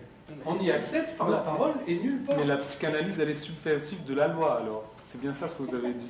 Mais oui, la parole est subversive, puisque c'est la loi en elle-même. C'est la loi du désir. Donc elle ne peut qu'exister en tant que ça, dans une société, c'est ça. C'est-à-dire qu'un analyste, s'il a traversé lui-même les épreuves de l'analyse, parce que normalement c'est le but, il passe par une étape qui s'appelle la destitution subjective. C'est-à-dire la perte, justement, des repères de la réalité. Ça s'appelle le grand autre barré. Le grand autre n'existe pas. Il n'y a pas de grand autre. On peut compter sur personne. Et même pas sur une institution, sur une parole instituée, rien. C'est-à-dire que c'est un mouvement de solitude absolue qui se retrouve uniquement dans la religion chrétienne. C'est-à-dire, la religion chrétienne, c'est celle qui met en scène, c'est pour ça que pour Lacan, c'est la seule vraie religion, la spectacularisation de la mort de Dieu. C'est-à-dire, Hegel dit, ce qui meurt sur la croix, ce n'est pas un représentant de Dieu, c'est le Dieu de l'au-delà lui-même. Il n'y a pas de loi, de choses sur laquelle on peut compter. On va trouver ça chez Kafka aussi. Hein. Oui. Chez Kafka, la loi est imprégnée de jouissance. C'est-à-dire dans le procès, dans le tribunal, par exemple, la loi qui se veut neutre, bienveillante, limitative pour... Eh bien ça, dans le cadre d'une psychanalyse qui va jusqu'au bout, l'analysant arrive à un moment pathétique de sa cure. C'est ce qu'a essayé de thématiser Lacan avec la passe. Il n'y est pas arrivé, parce que c'est quelque chose qui est très difficile, où, justement, il s'émancipe de la tutelle des grands autres. Il n'y a pas de loi et de règlement. Mais dans la société, la psychanalyse, elle a des institutions. Donc, elle s'est inscrite dans l'ordre social, et on a l'impression que cette grande ordre est remplacée par Freud et Lacan, quand même. Et je ne pense pas qu'elle soit vraiment dans une position de subversion par rapport ni à la société, ni à la loi. C'est le projet que nous avons avec Patrick Vallas, avec ce séminaire de la 3e, de démontrer que les institutions psychanalytiques trahissent la psychanalyse. Mais est-ce que c'est une réalité ou pas de la psychanalyse? Et après, c'est à chacun. Il n'y a pas de possibilité de trouver une solution collective. C'est pour ça que pour Lacan, le collectif, donc la nouvelle réalité dont je vous parle, c'est un collectif départ des assortis. C'est son terme. C'est-à-dire des gens qui, étant allés au bout de leur analyse et de leur désir, peuvent se retrouver, Lacan dit, entre soirs. Donc il joue sur l'ambivalence du soi, retrouver entre soi et entre soir. Donc le soir, on ne voit pas très bien. Il dit, on rajoute un AV. Ça fait savoir. Et on se retrouve comme venant d'horizons très différents. Et il n'y a pas de hiérarchie. Il n'y a pas d'organisation, il n'y a pas d'institution, il n'y a pas un chef, des tribuns, et puis des gens qui sont administrés, etc. Alors c'est peut-être à considérer comme une utopie, mais c'est une utopie émancipatrice pour le sujet, et cette utopie-là, elle a des résultats dans les cabinets d'analyse, avec des cas qui sont jugés, à l'inverse, désespérés par la médecine, par la psychiatrie, etc. Donc, encore une fois, on fait référence à la parole d'un grand autre, ici, qui est Lacan, qui...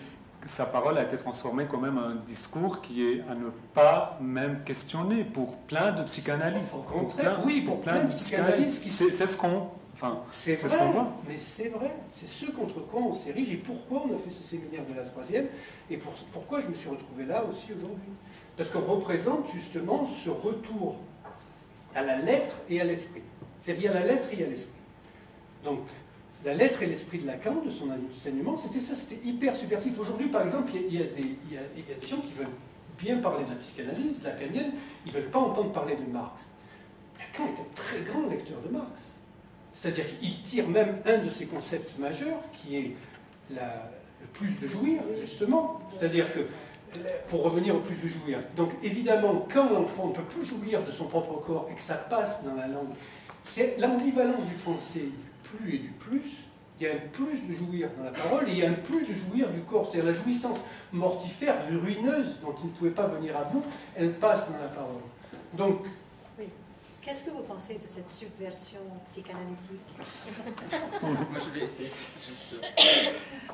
je vais essayer de dire quelque chose.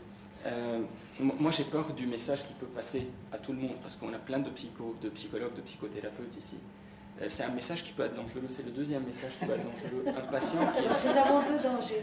Non, mais c'est un patient qui est suicidaire et auquel, si j'ai bien compris, on l'écoute, on fait notre travail, je respecte beaucoup ce qu'on fait, et puis il se suicide. Pour moi, ce suicide, il est réel. Même si je ne suis pas psychanalytique de formation, je ne sais pas c'est quoi le réel c'est quoi le réel en psychanalyse, mais ce suicide, pour moi, est réel. Donc, dans le sens que moi, j'ai peur du message qui peut passer. Pour nous, un patient qui est suicidaire et dont le psychothérapeute évalue le risque suicidaire comme étant un risque suicidaire réel dans le sens qu'il connaît bien son patient, ce patient-là doit bénéficier d'une prise en charge sur le plan psychiatrique. Je vous comprends très bien. Parce que la peur, c'est le principal moteur de tout ce qu'on fait. Donc si on en est dans cet état catastrophique d'humanité aussi dégénéré, c'est-à-dire qu'on n'arrive même plus à arriver à se parler les uns aux autres, et d'être dans ce monde capitaliste qui morcelle, qui crée des guerres, qui fait la société dans laquelle on est aujourd'hui, c'est parce qu'on a peur.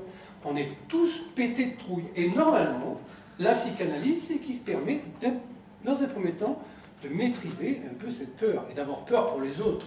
Hein, parce que ça, avoir peur pour soi, mais peur pour les autres, c'est quand même fort. Hein. Je pense par rapport à la peur, je suis tout à fait d'accord sur ce point, dans un sens où effectivement la philosophie capitaliste actuellement, avec son injonction à la jouissance, au succès, au bonheur, elle crée plus de valeur plus qu'autre chose.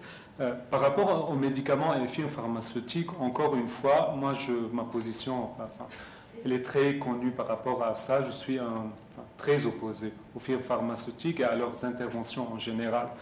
Mais ceci dit, le médicament est un outil. Donc, est-ce qu'il peut être instrumentalisé? Oui. Est-ce qu'il peut être un outil de profit pour les firmes pharmaceutiques? Je ne m'oppose jamais à une prescription. Oui, voilà. Donc, le médicament est un outil, c'est pas la solution. Et ce n'est pas la seule solution qu'un psychiatre doit donner. Mais c'est un outil qu'il doit utiliser quand lui, il juge que c'est le cas de l'utiliser. Par rapport à la peur, effectivement, la peur, c'est peut-être l'émotion la plus ancrée, la plus archaïque qu'on a. D'ailleurs, le circuit du plaisir et de déplaisir au niveau du cerveau est presque le même. C'est pourquoi on est attiré par les films d'horreur. On veut les regarder, on ne veut pas. Hein? Donc, même au niveau biologique, pour la jouissance, effectivement, peut s'expliquer même à un niveau de circuit. C'est presque la même chose, l'excès de plaisir et l'excès de déplaisir ou même d'horreur qui est là. Les médicaments, qu'est-ce qu'on en fait? Est-ce qu'on les arrête, oui ou pas? On a des guidelines qu'on suit pour minimiser le risque.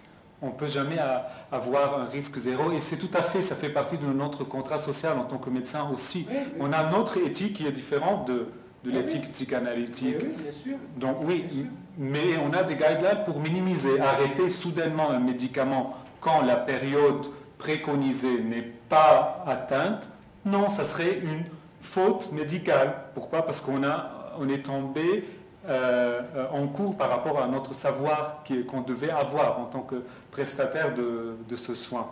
Donc, le médicament, un outil, oui. Arrêter subitement, sans parler avec son psychiatre, non. Là, le cas que je cite, quand même, c'était, peut-être je n'ai pas assez précisé, mais il lui a été posé la question de pouvoir arrêter. Et là, juste quand elle m'a dit « Ah, mais là, il faut que j'arrête progressivement, etc. » Ça, j'ai dit, ça, c'est du discours commercial. Voilà.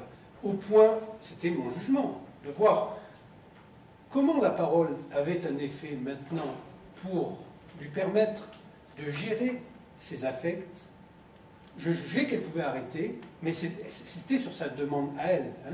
Donc, c'est pas la même chose si vous dites à un patient, il faut prendre ça, parce que lui, il vient... Le psychanalyste ne dit pas au patient prendre ou ne prend pas le médicament, ce n'est pas possible. Voilà, nous, c'est en ça que nous sommes dans une éthique différente. Mais ça n'invalide pas, comme je l'ai dit tout à l'heure, peut-être dans ma manière d'exprimer, parce que c'est très difficile à faire passer cette radicalité de la psychanalyse sans friser la folie hystérique. Mais malgré tout, il y a à la fois une cohérence et puis aussi le renvoi d'une responsabilité subjective absolue, de laquelle on ne peut pas se dédier. Nous répondons à deux questions. J'ai remarqué que dans le débat d'aujourd'hui, il y a deux points de vue différents. Il y a le premier point de vue qui dit que tout peut s'expliquer avec les gènes, et l'autre qui dit qu'il n'y a pas de gènes, les gènes n'existent pas. Donc ma question est, si l'on prend les troubles psychosomatiques, par exemple, excusez mon français,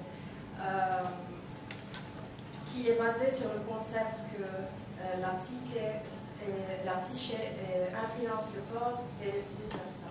Donc, comment ça s'explique, ou comment vous pouvez interpréter les troubles psychosomatiques d'un côté psychiatrique et d'un côté psychanalytique, et est-ce qu'il y a un common ground? Common ground. Un point commun. Oui, un champ commun plutôt, oui. La question de Mireille, je ressens peut-être. Parce qu'elle rejoint un peu sa question pour ne pas répéter la réponse. Oui. Comment on peut juger par quel outil thérapeutique commencer du moment où on ne sait pas encore où commence cet état psychique? Comment peut-on favoriser un traitement thérapeutique par rapport à un autre? C'est-à-dire, est-ce que l'outil médical devance l'outil thérapeutique, psychologique, psychanalytique?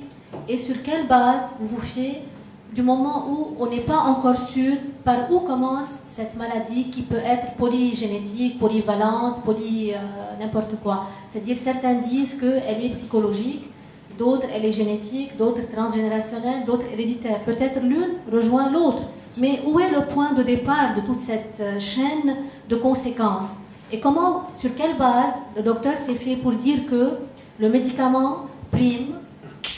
C'est pas ça ce que je dis. On doit commencer par les médicaments. Je n'ai pas dit ça non plus. J'ai dit que le médicament est un outil. Je change un peu ma question. Sur quelle base vous favorisez ce traitement par rapport à un autre? S'il y a une série de traitements en fonction de tels critères. Oui. Et une deuxième chose qui m'a interpellée du moment où je suis médecin, excusez-moi, c'est pas vrai que le médicament est lancé sur le marché du moment où il a suivi tout le protocole de recherche et d'expérimentation, parce qu'il y a des moments où, après avoir mis sur le marché un médicament, il est retiré. Ça, c'est autre chose. Donc, ça, c'est autre chose. Ça, c'est la pharmacovigilance. Je vais répondre à la deuxième, parce que c'est beaucoup plus rapide. On n'a pas du tout parlé, on n'a pas abordé le sujet de la mise sur le marché d'un médicament. On n'a pas parlé de ça. On a juste dit que les études qui sont faites ne sont pas toutes faites par les firmes pharmaceutiques. Juste ça. Mais c'est très normal, après avoir introduit un médicament, qu'il y ait la 4e phase de développement, qui est le suivi du médicament sur le marché. Et là, la découverte de nouveaux effets secondaires. Par exemple, j'ai travaillé en France une période, on a découvert un effet secondaire, on l'a publié, il est devenu connu, il ne s'était pas découvert avant. Donc du coup, ça c'est très possible. Si cet effet est dangereux, il est retiré. Ça c'est autre chose, c'est pas vraiment notre... Donc pour ne pas trop... Vous pensez que les effets secondaires de la psychanalyse sont plus dangereux que les effets secondaires des médicaments pour préférer le médicament à la psychanalyse? Ok, je vais essayer de répondre en faisant un lien entre vos deux questions. Parce que si j'arrive à trouver un lien entre les deux, c'est que quand on préfère le médicament, quand on préfère la psychanalyse ou une autre forme de thérapeutique, et quels sont les effets secondaires de ces thérapeutiques. En fait, il n'y a pas une réponse qui s'applique à tout le monde. Ça veut dire qu'on va tomber dans l'erreur si on dit tous les déprimés doivent débuter par un médicament ou tous les déprimés doivent débuter par une thérapie ou bien les deux en même temps. C'est à mon avis, on va discuter de ça, mais c'est une décision qui se base au cas par cas. Ça veut dire on va évaluer la personne, on va évaluer son histoire, on va évaluer l'histoire familiale de cette personne pour avoir une idée sur la génétique. Et on va pas tomber dans ce que Madame a dit, qui est soit tout est génétique, on connaît tout, soit tout est psychanalytique. Mais plein de fois, c'est plein de choses en même temps, et c'est jamais quelque chose qu'on connaît à fond. Mais partant du principe qu'on évalue la personne, qu'on ne prescrit jamais un médicament au téléphone, par exemple, ça rejoint ça, puisque quand on me dit que quelqu'un est déprimé, ne peut pas vous voir donner un antidépresseur. C'est jamais comme ça. On voit la personne, on évalue la personne, on évalue son histoire, ses traumatismes, ses symptômes, son histoire familiale, son histoire personnelle, psychiatrique. Et là, en fonction de la sévérité de la maladie, de la dangerosité, c'est pour ça que je reviens au suicide, qui va affecter énormément notre choix thérapeutique, on va partir soit pour l'une ou soit pour l'autre, la prise en charge en thérapie ou bien le médicament. L'âge joue énormément dans ça. On a des études, ou toutes les études qui montrent que, par exemple, chez les adolescents, le médicament est moins efficace que la psychothérapie. On a les films pharmaceutiques, eux aussi, montrent ça, quand ils montrent l'efficacité en fonction de l'âge. Un adolescent qui n'est pas dans un état de danger imminent, ça veut dire il n'a pas fait de tentative de suicide, il n'exprime pas de réel désir de suicide, ou il n'a pas d'éléments psychotiques ou des éléments psychotiques, un élément psychotique qui le pousse à faire ça, c'est quelqu'un qui va bénéficier d'une prise en charge en psychothérapie, pas d'un médicament. Mais quelqu'un qui est sévèrement déprimé, une intensité des symptômes assez élevés, une histoire chronique de maladie, il a déjà fait plein d'épisodes dépressifs avant, celui-là, probablement, il va aussi bénéficier d'un outil qui est le médicament. C'est là, c'est au cas par cas. On n'est jamais on n'a jamais une réponse absolue à ça. Madame... Oui, en fait, moi je voulais un peu aller dans ce sens et dire, nous sommes en train de parler d'éléments excessivement complexes et je crois que personne ne peut prétendre cerner le sujet. Nous sommes des êtres humains, nous sommes d'une complexité... on est très complexe, donc venir dire tout est parole, rien n'est biologique ou l'inverse, je ne pense pas du tout que ce soit je ne pense pas que ce soit le message. Par contre, il y a aussi des nécessités, c'est-à-dire des gens qui viennent pour se faire soigner, viennent pour alléger des symptômes. Si le symptôme est crucial, intensif, etc., et aussi si la personne peut ou ne peut pas entrer en thérapie ou en analyse. Il y a quand même des réalités. Il y a des personnes qui, n'ont pas les moyens d'aller se mettre sur un divan X fois par semaine, ni le temps d'attendre que ça vienne et que le sens vienne, parce qu'entre-temps, ils ferment boutique, on les chasse, ils sont des chômeurs et ils dépriment davantage. Donc il y a aussi les nécessités du quotidien qui font aussi qu'on a besoin de soigner en attendant. Il y a aussi des personnes qui n'ont pas la capacité intellectuelle d'aller dans les raffinements psychanalytiques, d'être sur un divan et de laisser... Donc je crois qu'il y a quand même des conditions qui font que la psychanalyse va être l'outil thérapeutique le mieux placé pour certaines personnes, mais peut-être le moins bien placé pour d'autres personnes. Je ne pense pas du tout qu'il s'agit de faire ni une série successive de démarches, ni une exclusion d'une démarche par rapport à une autre. Donc il n'y a pas par où commencer. En effet, on commence par là où on peut commencer, et je crois que la première personne qui nous indique par où commencer, c'est le sujet lui-même qui vient nous voir. Il y a des personnes qui viennent vous dire « Moi, je suis prêt à supporter la souffrance psychologique, mais pas de médicaments. Je commence par le travail psychothérapeutique et on voit venir. » D'autres personnes qui vous disent « Ça va, merci. Donnez-moi un comprimé, je vous remercie absolument, enfin donnez-moi, c'est pas moi qui vais lui donner, mais je veux dire, je vais prendre un comprimé, je ne veux pas du tout entendre parler de va-et-vient chez des personnes, passer 45 minutes, 50 minutes à bavarder avec eux. Donc à mon avis, il n'y a pas une série à suivre et il y a à travailler au cas par cas et en fonction aussi de ce que les gens attendent. On ne peut pas négliger le réel, qu'on est dans un monde qui a un rythme, qui exige une efficacité. Il y a des gens qui ont des fins de mois à boucler. Enfin, il y a ça aussi qui rentre en jeu.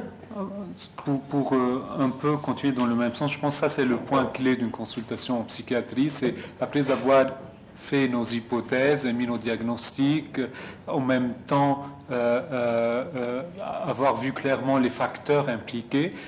Personnellement, ce que je fais, c'est que j'explique à la personne et qu'est-ce que je pense qu'elle est en train de vivre, pas seulement le diagnostic, hein. Là vous êtes déprimé. Et on le dit très facilement, vous venez de passer par plein de choses, effectivement, et ça c'est les options, on peut donc faire ça, ça. Qu'est-ce que vous voulez? Et comme Leïla disait, il y a des gens qui disent, moi je veux pas, je veux dormir et aller au travail, c'est ce que je veux maintenant. Donc là, c'est mon désir de le pousser peut-être à élaborer, si lui, parce que je vois qu'il peut élaborer, mais s'il ne veut pas, qui suis-je pour lui dire non? Non, je ne vais pas vous donner un médicament, il faut que vous faites une... Non, on donne un médicament. Vous êtes d'accord un assujettissement aux patients en psychanalyse? Alors, en psychanalyse, en fait, on peut la définir très simplement. Hein. C'est-à-dire que c'est dénouer par la parole ce qui a été noué par la parole. Et effectivement, pour la psychanalyse, il n'y a que de la parole, puisque le sujet lui-même, il est parlant. Donc, à partir de là, c'est la parole qui prime, bien que le sujet vienne en second. C'est rien. Alors, la notion de... La parole est avant le sujet. La parole est... Mais oui, la parole nous précède et nous survivra.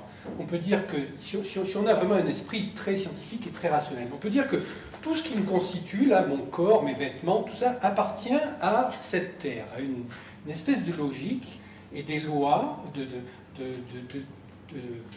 de corruption, de mort, de renaissance. Et tout appartient à cette terre. La parole elle-même n'appartient pas à cette terre. C'est une logique qui nous précède et qui nous survivra. Donc à partir de là, la psychanalyse se pose justement comme dénouer par la parole ce qui a été noué par la parole. Ça veut dire que les symptômes eux-mêmes ont été noués par la parole. Alors c'est peut-être pas une parole de l'analysant, peut-être même pas des parents d'analysant, c'est une parole peut-être plus ancienne. Et ces symptômes-là, eh bien, Freud découvre qu'il y a une possibilité que les symptômes commencent à diminuer. Mais, attention, pas totalement. Parce qu'il y a de la jouissance dans le symptôme. Et là, il y a quelque chose qui résiste à la dissolution complète du symptôme. Là, on passe à une autre phase de l'analyse. C'est pour ça que l'analyse, on peut dire que, c'est ma définition maintenant, je peux dire que c'est comme, justement, pour revenir sur la métaphore musicale qui a dirigé cette séance-là, c'est la possibilité d'accorder une fonction, la seule fonction de l'être humain qui nécessite deux organes, c'est-à-dire le larynx et l'oreille, d'accorder le larynx et l'oreille. Le sujet doit être amené par l'analyse à entendre ce qu'il dit, parce qu'il ne sait pas ce qu'il dit. Il n'entend pas ce qu'il dit. Donc la définition de l'inconscient, c'est un savoir sans sujet, un dire qui ne se sait pas, un savoir qui ne se dit pas. Mais le savoir y est, et il est là et nulle part ailleurs. Parce que justement, même quand on est un scientifique pur et dur, on est obligé de passer par le langage de ses représentations. C'est impossible de se priver des représentations. Même monsieur qui est un scientifique pur et dur, il passe par des métaphores, il emploie l'ours et son hibernation, etc. Donc il passe par le langage lui-même. On ne peut pas sortir de là. Donc la psychanalyse assume jusqu'au bout le fait que nous sommes des par-lettres et que justement, n'ayant pas d'instinct, nous soyons soumis aux lois du langage. La loi, c'est la loi du langage. Donc le désir, qui est d'arriver à dire où j'en suis par rapport à ma jouissance. Donc c'est un programme très complexe, bien sûr. Mais où est la psychiatrie par rapport à cette jouissance et cette parole?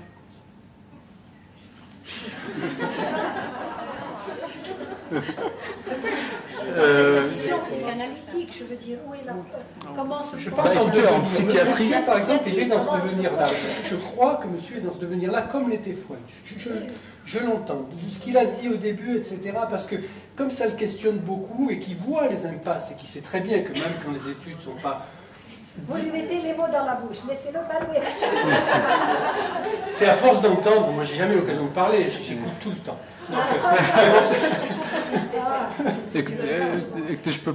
Je pense que pour la psychiatrie, il y a des écoles très différentes. Oui. Et que ce qui est en fin de compte le plus important, c'est nos influences, nos théories et nos représentations en tant que cliniciens qui font qu'on est tel ou tel psychiatre. Donc parler de la psychiatrie en général. Maintenant, par exemple, la psychiatrie américaine, moi je ne m'identifie pas avec ça. Pour moi, ce n'est pas ça la psychiatrie. Pure, dure, seulement biologique. Pas de DSM-4. Non, mais le DSM-4, je pense, a été aussi perverti. Son usage n'est pas de prendre la place du clinicien. C'était à la base pour faire de la recherche. Puis il a été pris comme un outil de marketing par les firmes pharmaceutiques. Enfin, il a été complètement perverti, mais en tant qu'entité, à la base, c'était exactement de forger un langage commun entre des cliniciens qui travaillent avec des personnes différentes dans d'autres pays et pour pouvoir faire des études. Donc, mais il est lui-même dépersonnalisé. S'inscrivant dans une philosophie empiriste. Bah, oui, mais on ne peut pas s'en empêcher de le placer dans son contexte plus global. Mais où est la psychiatrie de tout ça?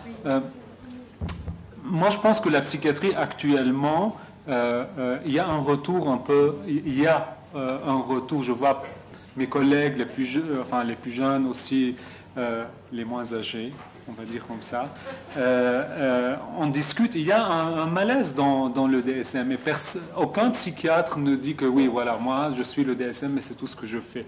Même s'ils disent ça, si on voit leur pratique, bah, ils font attention au contexte social, au contexte psychologique, ils réfèrent à des psychologues, ils essaient d'en discuter, de comprendre. Je ne pense pas qu'il y a une position de rigidité où on détient la vérité. En tout cas, dans les universités, chez nos psychologues, il y a le DSM-4 a perverti cette vision. Parce que ça a été mal utilisé, je pense aussi. Ça a été très mal utilisé. Oui.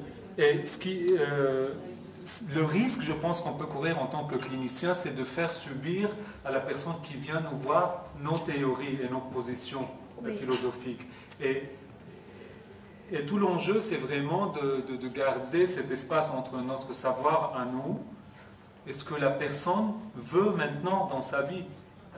On ne peut pas prendre sa place et lui dire là, ça c'est mieux pour vous, ça c'est mieux pour vous. Oui, on est dans l'obligation de soins parfois, par notre code éthique en tant que médecin. S'il y a danger, on intervient. On ne peut pas échapper à notre loi qui est celle-là. Mais à part ça, elle ne veut pas prendre un antidépresseur. Oui, elle ne prend pas un antidépresseur. Elle veut prendre un antidépresseur après avoir lui expliqué tout ça. Oui, c'est-à-dire on l'entend complètement. Oui. Et puis on agit de notre position. Voilà. Et vous, madame? Non, moi, justement, moi, je ne suis pas une extrémiste de nature, donc. Oui, moi, je pense que les outils de classification sont des outils de classification qui permettent à des praticiens d'avoir une idée un peu plus claire de ce qu'ils font et dans quel champ ils sont en train d'évoluer, et aussi s'il y a des résultats de leur intervention. Les gens viennent pour réduire leurs symptômes. C'est ça leur première demande. Donc si les symptômes s'inscrivent dans quelque chose qui s'appelle dépression et qu'après ces symptômes disparaissent, on a compris que ces symptômes-là ont disparu, mais à aucun moment on va assimiler le sujet à ces symptômes. Je pense qu'il faut vraiment savoir ce qu'on fait de chaque outil qu'on a. C'est un bon outil, un outil de classification internationale qui est la classification internationale des maladies, et un bon outil qui est l'autre, le DSM-5, qui n'est finalement qu'un outil de classification. Ça ne prétend pas du tout englober la personne. Et en même temps, eux-mêmes le disent, et dans leur préface, et même dans les différentes dimensions, attention, voilà. Donc il ne faut pas exagérer l'usage de ces outils-là. Je m'arrête? Ça n'a jamais été. Donc en principe... ça n'a jamais été un outil de diagnostic. Oui, donc ça, à la base, ça a été un outil de recherche. C'est très bon comme ça. Maintenant, pour en revenir un peu à reprendre ce que vous dites, monsieur Dubuis, sur quelque part dans ce que vous dites, notre travail, c'est de redonner à la personne le fait de savoir qu'elle est une personne unique, qu'elle a sa liberté et sa responsabilité. Je crois que ça, c'est une mission noble et ultime, et on a tous un peu à faire ça pour tout un chacun. On n'est pas là pour assujettir les gens, mais on est là pour leur donner leur place, moi je travaille avec des enfants et des adolescents, c'est surtout pour qu'ils sachent qui ils sont, quelle est leur identité réelle, et comment ils ne vont pas subir des pressions, mais prendre des responsabilités. Et comment, au lieu de, je ne sais pas moi, de ressentir une culpabilité, je ressens de la responsabilité. Donc tout ce travail permet à la personne d'être plus libre. Maintenant, une dose de médicament, quand quelqu'un est complètement sous le seuil de la pensée, qui est dans le corps complètement, quelqu'un disait, donc assoupi toute la journée, ne pouvant pas relever la tête, ne pouvant même pas s'habiller pour sortir de chez soi, c'est ça la dépression majeure. Pour sortir de chez soi, quand j'ai un gosse qui arrive chez moi, qui a déjà grossi de 10 kilos, qui ne se lève pas pour aller à l'école, qui hurle de colère dès qu'on lui dit « habille-toi », je ne sais pas si sa famille va accepter sans traitement médical, associé au traitement psychologique, qui peut être un boost et après tu le retires. C'est ça que j'avais envie de dire, pour rejoindre le traitement aussi, pas seulement... L'idée... Pardon. Peut-être, monsieur Sophie. Ok. Pardon. Donc, l'idée, c'est ça, c'est d'essayer de voir la solution comme étant une solution multidisciplinaire. Donc, ce n'est pas une attitude thérapeutique qui va exclure toutes les autres. Donc, pour essayer de répondre à votre question, comment la psychiatrie explique ce que monsieur disait de la jouissance des symptômes, elle l'explique en faisant référence à ce qu'il disait, puisqu'on n'exclut pas cette vision-là, en disant que des fois on a besoin de médicaments, on n'exclut pas tout ce qui a été dit sur le plan de la prise en charge en psychanalyse ou sous une autre forme de psychothérapie. Si, parce que les présupposés sont différents. Vous allez de l'hérédité, de la prédisposition, du génétique, et là, au contraire, Christian va de la parole, de la généalogie, de la langue. Oui, mais si on essaie de les joindre en disant qu'on a cette hérédité, je vous remercie pour ça, parce que ça me permet de refaire le point sur ça. Si on reprend l'idée de cette hérédité, donc de cette vulnérabilité, et donc qui a été déclenchée par tout ce vécu, l'absence de discours, de langage, l'éducation, toute l'histoire de l'individu. Donc cette vulnérabilité qui va être réveillée ou pas par ça, on retrouve aussi un point commun dans la prise en charge. Parce que nous, on voit la maladie psychiatrique comme étant une maladie comme toutes les autres maladies du corps. Ça veut dire le cerveau qui fonctionne comme le cœur, comme les poumons, comme les reins, comme le foie, qui peut être affecté par des maladies biologiques. Donc, disons on a le pancréas et on a une vulnérabilité au diabète dans notre famille, et puis on continue à manger depuis un très jeune âge n'importe quoi. Cette vulnérabilité va se déclencher très tôt. Si on intercale cet exemple pour essayer de l'appliquer à la vulnérabilité, à la dépression, et on mène une vie depuis un très jeune âge pleine de traumatismes, ça va être déclenché. La prise en charge, alors, englobe les deux. Donc, une prise en charge n'exclut pas l'autre. C'est là. Mais on va voir, peut-être on écoute la question et tu réponds, Christian. Juste dans la volonté de vouloir concilier les choses, justement, la grandeur de Freud, c'est de ne pas avoir concilié ce qui est inconciliable, c'est-à-dire de ne pas vouloir recoudre à tout prix ce qui est constitutivement déchiré. Ça, c'est sa grandeur, parce que sinon, on n'arrête pas de combler les trous de l'univers avec les pans de sa robe de chambre. Et ça ne marche pas. Donc, le réel, justement, que réintroduit le discours analytique, c'est que ça ne marche pas. Il y a quelque chose qui ne va pas. Ça ne va pas, et on ne peut pas mettre de mots dessus, parce que c'est ça la jouissance. Et donc, ça donne un bord. À partir de là, il y a le bord de l'impossible. À partir du moment où il y a un impossible qui est nommé, alors il est possible de se réorienter dans la pensée. Parce que justement, un trouble, appelé aujourd'hui trouble dépressif, c'est ne pas pouvoir s'orienter dans la pensée parce qu'on tourne en rond. Et il n'y a rien à quoi s'accrocher. Donc quand vous savez, quand les bébés viennent au monde, avant on les emmaillotait, parce qu'ils sont déjà un puits d'angoisse. Les bébés sont...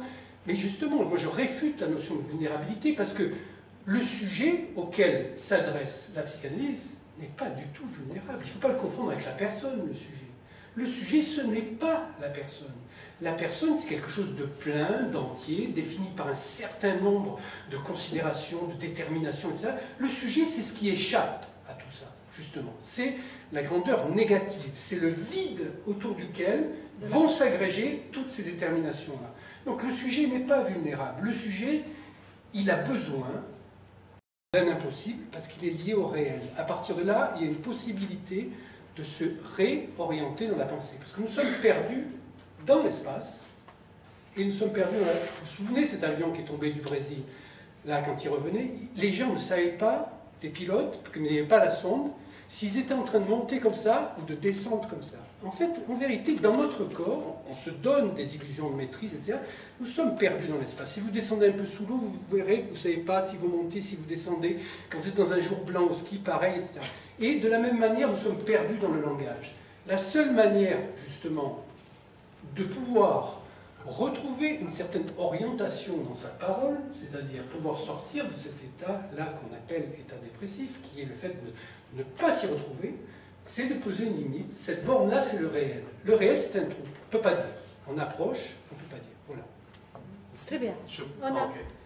Puis je reprends. Oui, oui. Petite question, c'est pour Dr Chamaï. Je voulais seulement savoir, s'il vous plaît, quand vous entendez M. Dubuis parler de la parole et du discours du patient, vous entendez quoi comme psychiatre? J'entends la parole et le discours du patient. Oui. Donc, vous comprenez quoi? Non, mais pour vous comme psychiatre, donc vous entendez quoi? Quel sens vous donnez?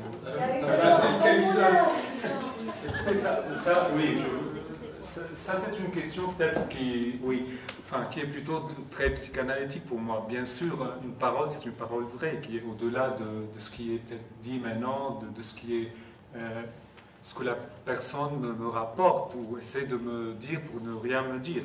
Donc, on entend ça et on entend le discours. Parfois, je réponds au discours, parfois à la parole, dépendamment de où il est maintenant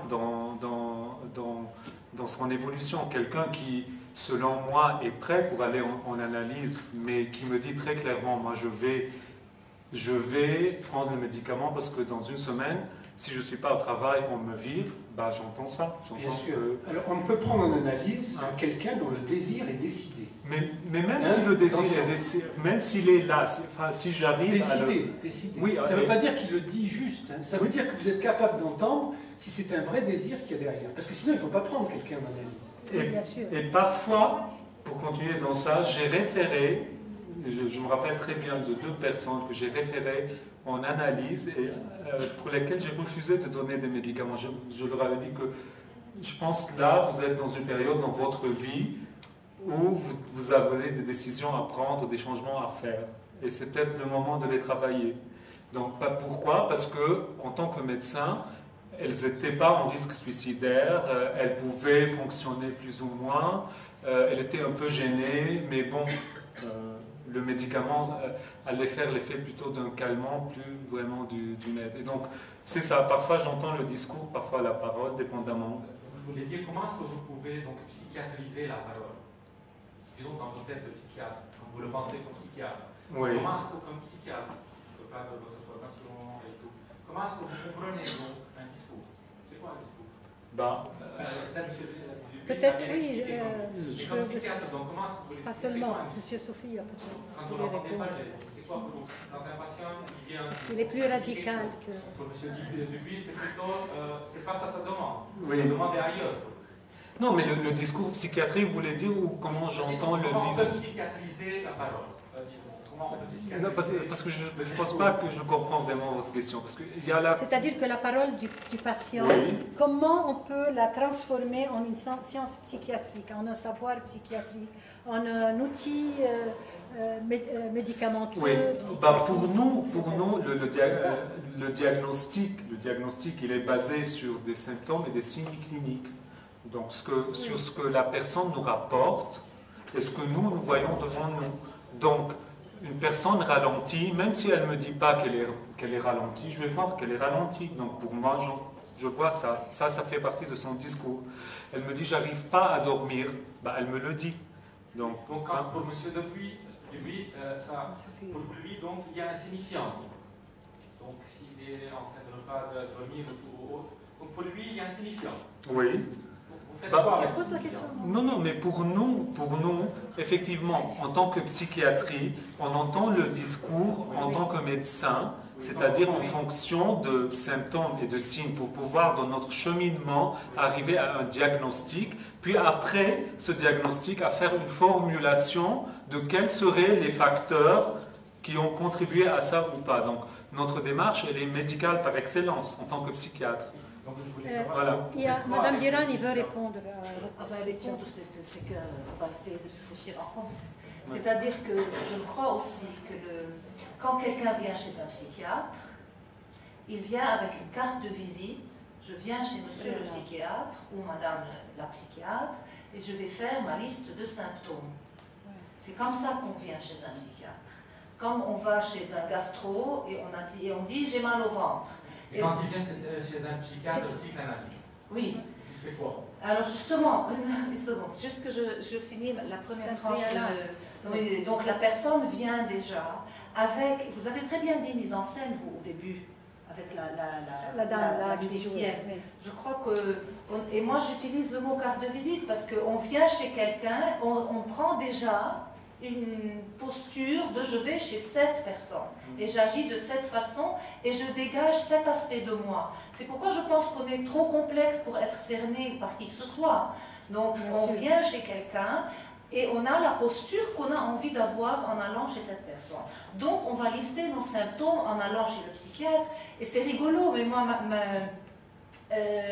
j'ai une sœur qui avait plein de symptômes gastriques récemment. Elle va chez le gastro, il lui prescrit des trucs gastriques. Elle va chez un autre médecin, fait des analyses de sang, c'est le fer. Elle va chez un psy, c'est la dépression. Donc qu'est-ce qu'on en fait de tout ça? Vous voyez, donc les symptômes aussi, ils correspondent à des cases. On va en thérapie ou en analyse parce que déjà on fait une démarche de compréhension et de donner du sens.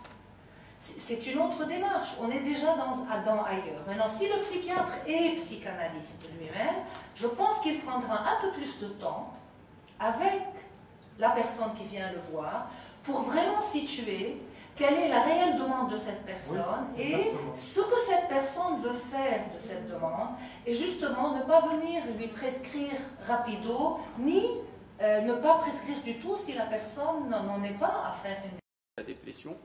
On a des familles qui font plus de suicides avec la même dépression que d'autres familles. Ça a été relié à ce qu'on appelle la transmission d'endophénotypes. Ça veut dire des transmissions génétiques qui modifient l'expression de la maladie. Donc si la maladie s'exprime par des tentatives de suicide et des idées suicidaires ou pas.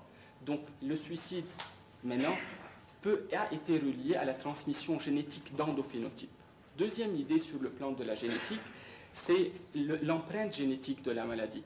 Aujourd'hui, partout dans les pays développés et aussi au Liban, à la faculté de médecine, pas à la faculté de médecine, mais à l'USJ, dans le département de recherche, et la faculté de médecine et l'Hôtel Dieu font partie de cette recherche, on est en train de chercher les marqueurs génétiques qui prédisposent, qui peuvent nous donner une idée sur la réponse thérapeutique à un antidépresseur particulier.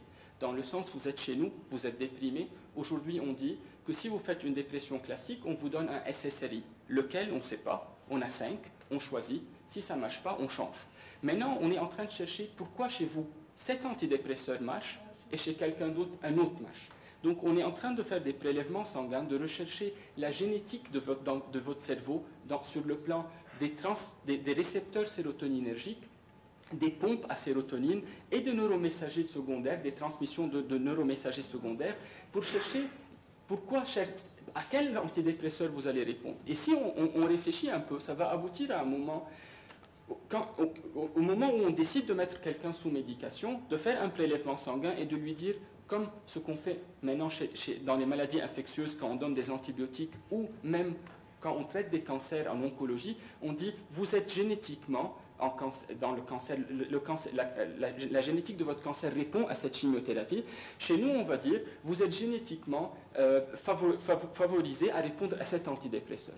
Quand vous faites une infection urinaire, vous faites une culture, la culture vous dit à quel antibiotique vous allez répondre. C'est le deuxième exemple. Et le dernier exemple, je ne vais pas prendre beaucoup de temps, c'est que maintenant, on a des études qui montrent qu'on a des théories inflammatoires et infectieuses de la maladie mentale et de la dépression.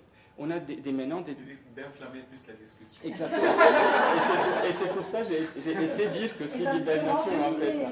Donc, un dernier exemple, par exemple, le rétrovirus, l'entérorétrovirus, a été associé au trouble bipolaire, dans le sens qu'on fait une inflammation, une infection du cerveau qui déclenche ces symptômes qu'on a appelés maintenant psychiatriques, troubles bipolaires, qu'on traite par le lithium, qui aurait une efficacité contre ce virus. Et donc c'est un virus récidivant, comme l'herpès, on l'a dans notre corps, qui se réveille de temps en temps, et qui peut déclencher ça. Donc maintenant on est ça. C'est pour ça que je vous donne ces exemples. Merci.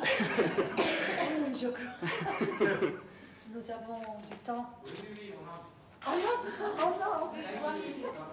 2 minutes. Oui, je veux juste dire... Et nous finirons avec Dr Birani. Nous prendrons des questions tout à l'heure. Excusez. Ce que j'ai envie de dire quand on parle de génétique et de santé mentale ou de maladie mentale, c'est que les généticiens eux-mêmes disent combien c'est complexe. Et combien il y a une multitude de gènes qui peuvent être en jeu. Et que le gène n'existe pas. Et quand que, même le voilà. meilleur généticien Voilà, donc c'est-à-dire que les plus grands généticiens ne sont pas d'accord pour dire que, par exemple, c'est génétiquement déterminé d'être davantage suicidaire ou... donc, même les grands généticiens sont d'accord qu'ils n'ont pas encore trouvé de marqueurs génétiques à ça. C'est pas monozygote, c'est ça. C'est pas monozygote, ça veut dire qu'il y a plein d'interactions. Mais moi, je ne m'y connais pas en génétique, mais j'ai écouté des grands généticiens parler et ils m'ont appris ça. Je ne sais pas. Ils ont dit, eux, qu'ils n'en sont pas encore arrivés à ce degré de... cependant, bien sûr... On ne sait pas. Oui. Mais donnez des sous quand même. Qu'on cherche. Ils cherchent, très bien. Ça dure longtemps, les recherches.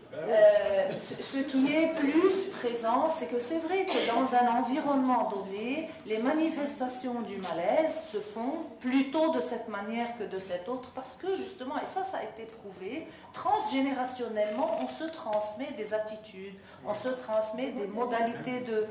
Et on est plus sensible, voilà, on est plus sensible à ce genre de réaction qu'à un autre genre de réaction. Moi, je m'amuse souvent à dire, à demander aux enfants ou aux adolescents si chez eux on parle beaucoup ou on parle peu, si on se retrouve à table, on ne se retrouve pas, s'il y a des visiteurs ou s'il n'y a pas de visiteurs, si c'est plutôt la télé toute la journée ou pas. Pour moi, ça me donne des indications. J'ai rien pour ou contre, et je ne suis pas là pour leur dire comment éduquer leurs gosses ou comment une famille fonctionne, mais ça donne des indications sur combien ce système est fermé, il est ouvert, il y a des moments de rencontre et où la parole circule, ou il y a plutôt d'autres moments.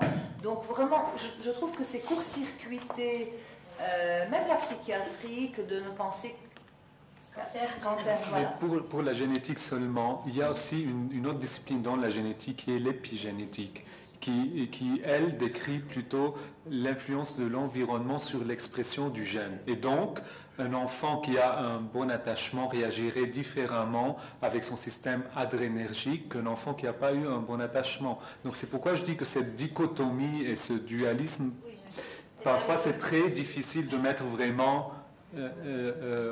du moins pour nous, psychiatres, de mettre vraiment la limite. Voilà, là c'est la psychologie, ou là c'est la biologie, etc. C'est pour ça qu'on revient à l'idée de cette interaction par laquelle on a commencé à parler, donc à cette interaction entre cette prédisposition et les événements par lesquels on passe qui vont faire que cette prédisposition va apparaître ou pas.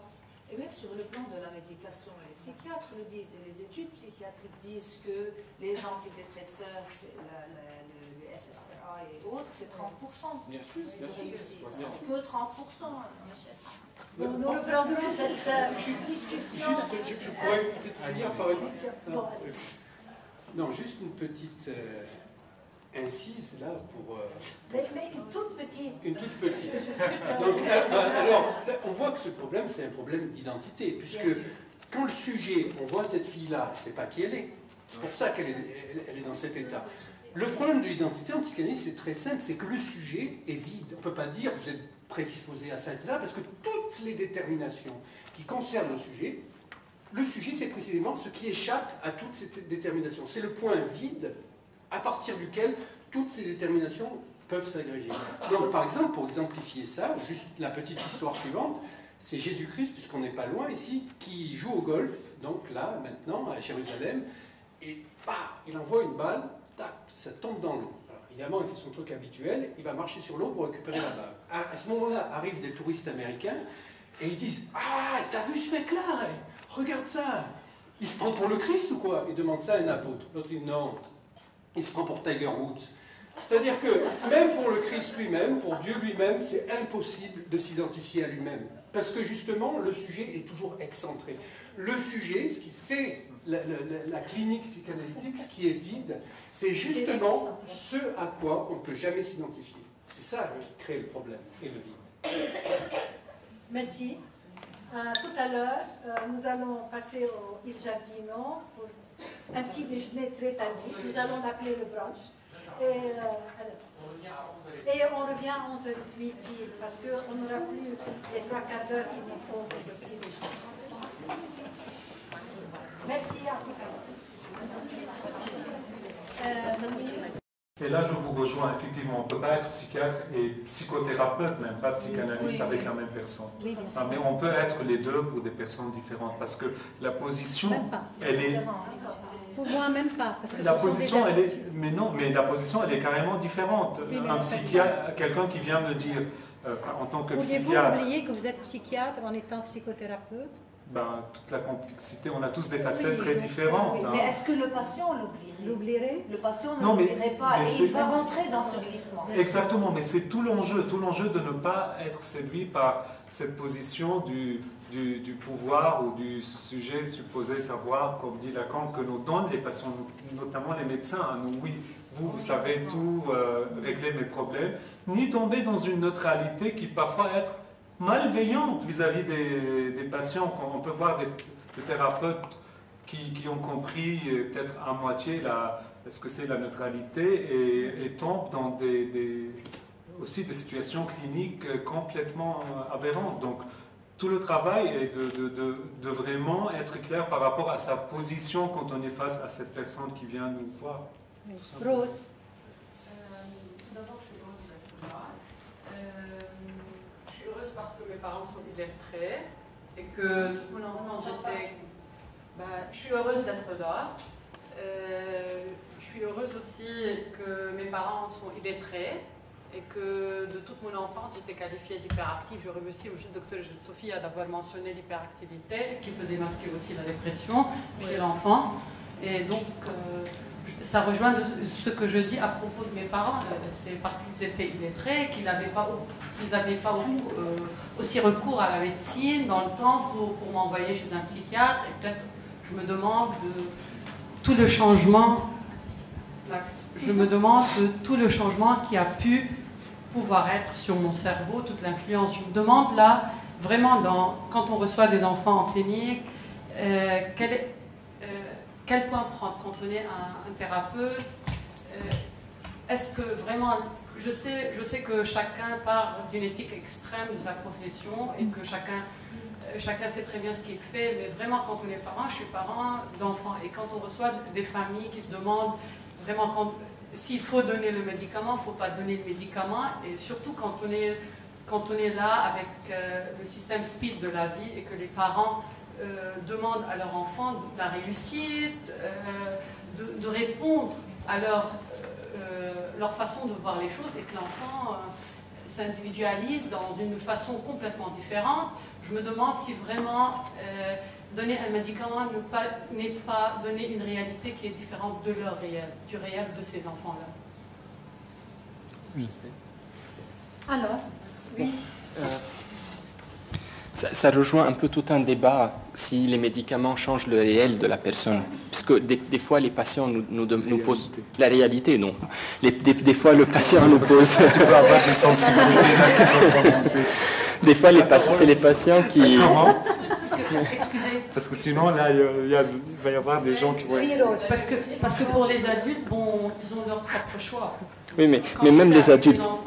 Même des fois, on est confronté à cette question qui est posée par des adultes qui nous disent: est-ce que moi, maintenant, c'est moi, la réalité de moi, ou est-ce que c'est le médicament qui crée quelque chose de différent? Est-ce que c'est vraiment moi avec le médicament ou ce n'est pas moi? Donc c'est une question vraiment très compliquée, et plus compliquée quand on en parle avec des enfants. Donc quand le sujet, c'est l'enfant. Ce que nous... on propose, ou comment on voit les choses, c'est essayer de médiquer le moins possible les enfants, le moins possible. Tout en sachant que l'exemple de l'hyperactivité chez l'enfant, c'est l'exemple de le symptôme psychiatrique qui est affecté par la situation et l'environnement en excellence. Par exemple, un enfant qui est dans une classe de 30 élèves, c'est pas la même chose que le même enfant dans une école où il y a peut-être 5-6, où le contexte est différent. Donc, on essaye de ne pas médiquer autant que possible, mais en même temps aussi, on fait face à de vrais problèmes, des fois chez l'enfant, des problèmes sur le plan des acquisitions, des problèmes sur le plan de la mise en danger, parce que son comportement est très impulsif, il est très rapide, il se met à risque. C'est là la balance décisionnelle. Si je peux, Michel. Je pense qu'il y a une exagération tout à fait extraordinaire. pour des gens qui veulent démissionner de leurs responsabilités. Non, mais ça, c'est très clair dans ma tête. Ouais. Les enseignants n'ont pas envie d'enseigner, les écoles veulent faire du fric, les parents n'ont pas envie de s'occuper de leurs enfants, ils ne savent même pas s'occuper de leurs enfants. Il m'arrive parfois, en désespoir de cause, d'amener une mère et son enfant pour que nous jouions à 3 chez moi, pour qu'on puisse savoir jouer, qu'on ne soit pas sur iPad et compagnie, ou bien qu'on ne soit pas à faire cavaler les enfants dans la ville d'une activité à l'autre. Parce que nos enfants ont des agendas de Premier ministre. Il faut qu'ils soient occupés tout le temps. On ne peut plus supporter autre chose. Il n'y a plus... les parents, les écoles ne supportent pas. Donc vraiment, c'est... Donc voilà. Donc, ceci étant dit, il y a des enfants qui souffrent, certainement. Il y a des enfants qui ont besoin des soins, certainement. Et là, quand on voit les enfants dépressifs, ça ne rate jamais. Ils sont dépressifs parce que chez eux, à la maison, ça ne va pas, parce qu'ils n'ont pas suffisamment de sécurité et de contenance. Et quand on travaille avec eux et leurs parents, on n'a pas vraiment besoin de leur donner des médicaments pour qu'ils aillent mieux. Et on le fait, quoi. On travaille comme ça, et on travaille beaucoup avec eux, avec leur fratrie, avec... Donc, pour continuer ton idée, Laïla, je pense ce qui compte avec les enfants, encore, c'est d'avoir notre position très claire éthiquement par rapport en tant que professionnel de santé. Déjà, les présupposés, c'est que l'enfant, en tant que tel, pour nous, médecins, psychiatres, n'existe pas en tant tout seul. Il existe dans sa famille, dans son école et dans son environnement. Et donc, on ne peut pas donner un médicament avant avoir fait un diagnostic. Et pour faire un diagnostic, il faut éliminer plein de choses. Il faut commencer par une dépression maternelle. Il faut voir est-ce que l'enfant est en train de jouer ou pas, etc. Et donc, c'est un diagnostic d'exclusion. L'ADHD qui nécessiterait un traitement médicamenteux. Parce qu'une hyperactivité causée par la dépression, on ne traite pas par médicament. C'est sauf dans ce cadre très spécifique. Et en fait, avec les enfants, très souvent, on refuse de donner des médicaments, même si les parents insistent. Et c'est là notre rôle thérapeutique, c'est dire non. Il faut que les choses changent. Il y a eu dans le pays des dérives. Je sais qu'il y a des tas d'enfants qui viennent qui sont super médicalisés. Et il y a des psychiatres qui donnent des médicaments à l'âge de 3 ans, on les connaît. Bien sûr, bien sûr. Nous, on ne dit pas le contraire, bien sûr. Mais c'est... Oui, Rita. Alors, pour enchaîner, je pense, là, ma question tourne autour du fonctionnement entre le biologique, le psychique et le logique, entre ramener le fonctionnement au ralenti pour protéger l'individu et redonner le fonctionnement de façon à réadapter l'individu à lui-même, à la société, à l'environnement, les enfants, les adolescents, aux écoles, etc. Au sein des stress quotidiens, peut-on parler de prévention de la dépression, prévention par la suite de thérapie, de traitement, oui. Peut-on parler de prévention de la dépression? Si oui, comment se ferait cette régulation? Je pourrais me demander autour d'une régulation du fonctionnement pour faire le lien entre tous ces fonctionnements. Donc, à ce moment-là, comment se ferait cette régulation? Et par rapport à quels critères? Qui identifierait les critères dans ce cas-là? Et là aussi, je poserai une petite question à propos du fait d'entendre.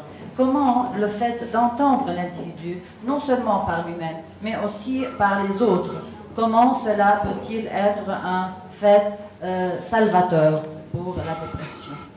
Je ne sais pas si la prévention est un concept psychanalytique, mais certainement psychologique. Mais là, je voudrais... Oui, psychologique et psychiatrique. Puis Madame... Peut-on faire une prévention? Alors, Monsieur Chamaï. Bon. Monsieur Sophia, c'est la Déjà, la prévention, je pense, c'est une intervention médicale, parce que dans toute la médecine, on a une prévention primaire, secondaire, tertiaire, etc. Et effectivement, en ce qui concerne la santé mentale, on a quand même pas mal d'interventions de prévention qui se sont avérées jusqu'à maintenant, à travers ce qu'on a pu faire comme études, comme efficaces. Un exemple assez courant, c'est traiter les dépressions maternelles comme prévention du retard du développement chez l'enfant. Ça, c'est quelque chose qui est assez solide. Et oui, on le fait, on essaie de travailler avec les mamans déprimées pour améliorer et sa santé et aussi son interaction avec son bébé et en plus la santé mentale des enfants, même quand ils seront adultes. Parce qu'il y a eu des liens aussi, selon la théorie de l'attachement ou même de régulation neurobiologique, qu'effectivement, plus la mère elle est en bonne santé mentale, qu'elle arrive à être une mère suffisamment bonne pour son enfant, plus l'enfant sera en bonne santé. Maintenant, si on veut parler de prévention en santé mentale, moi je sortirais du cadre médical pour aller dans le cadre social.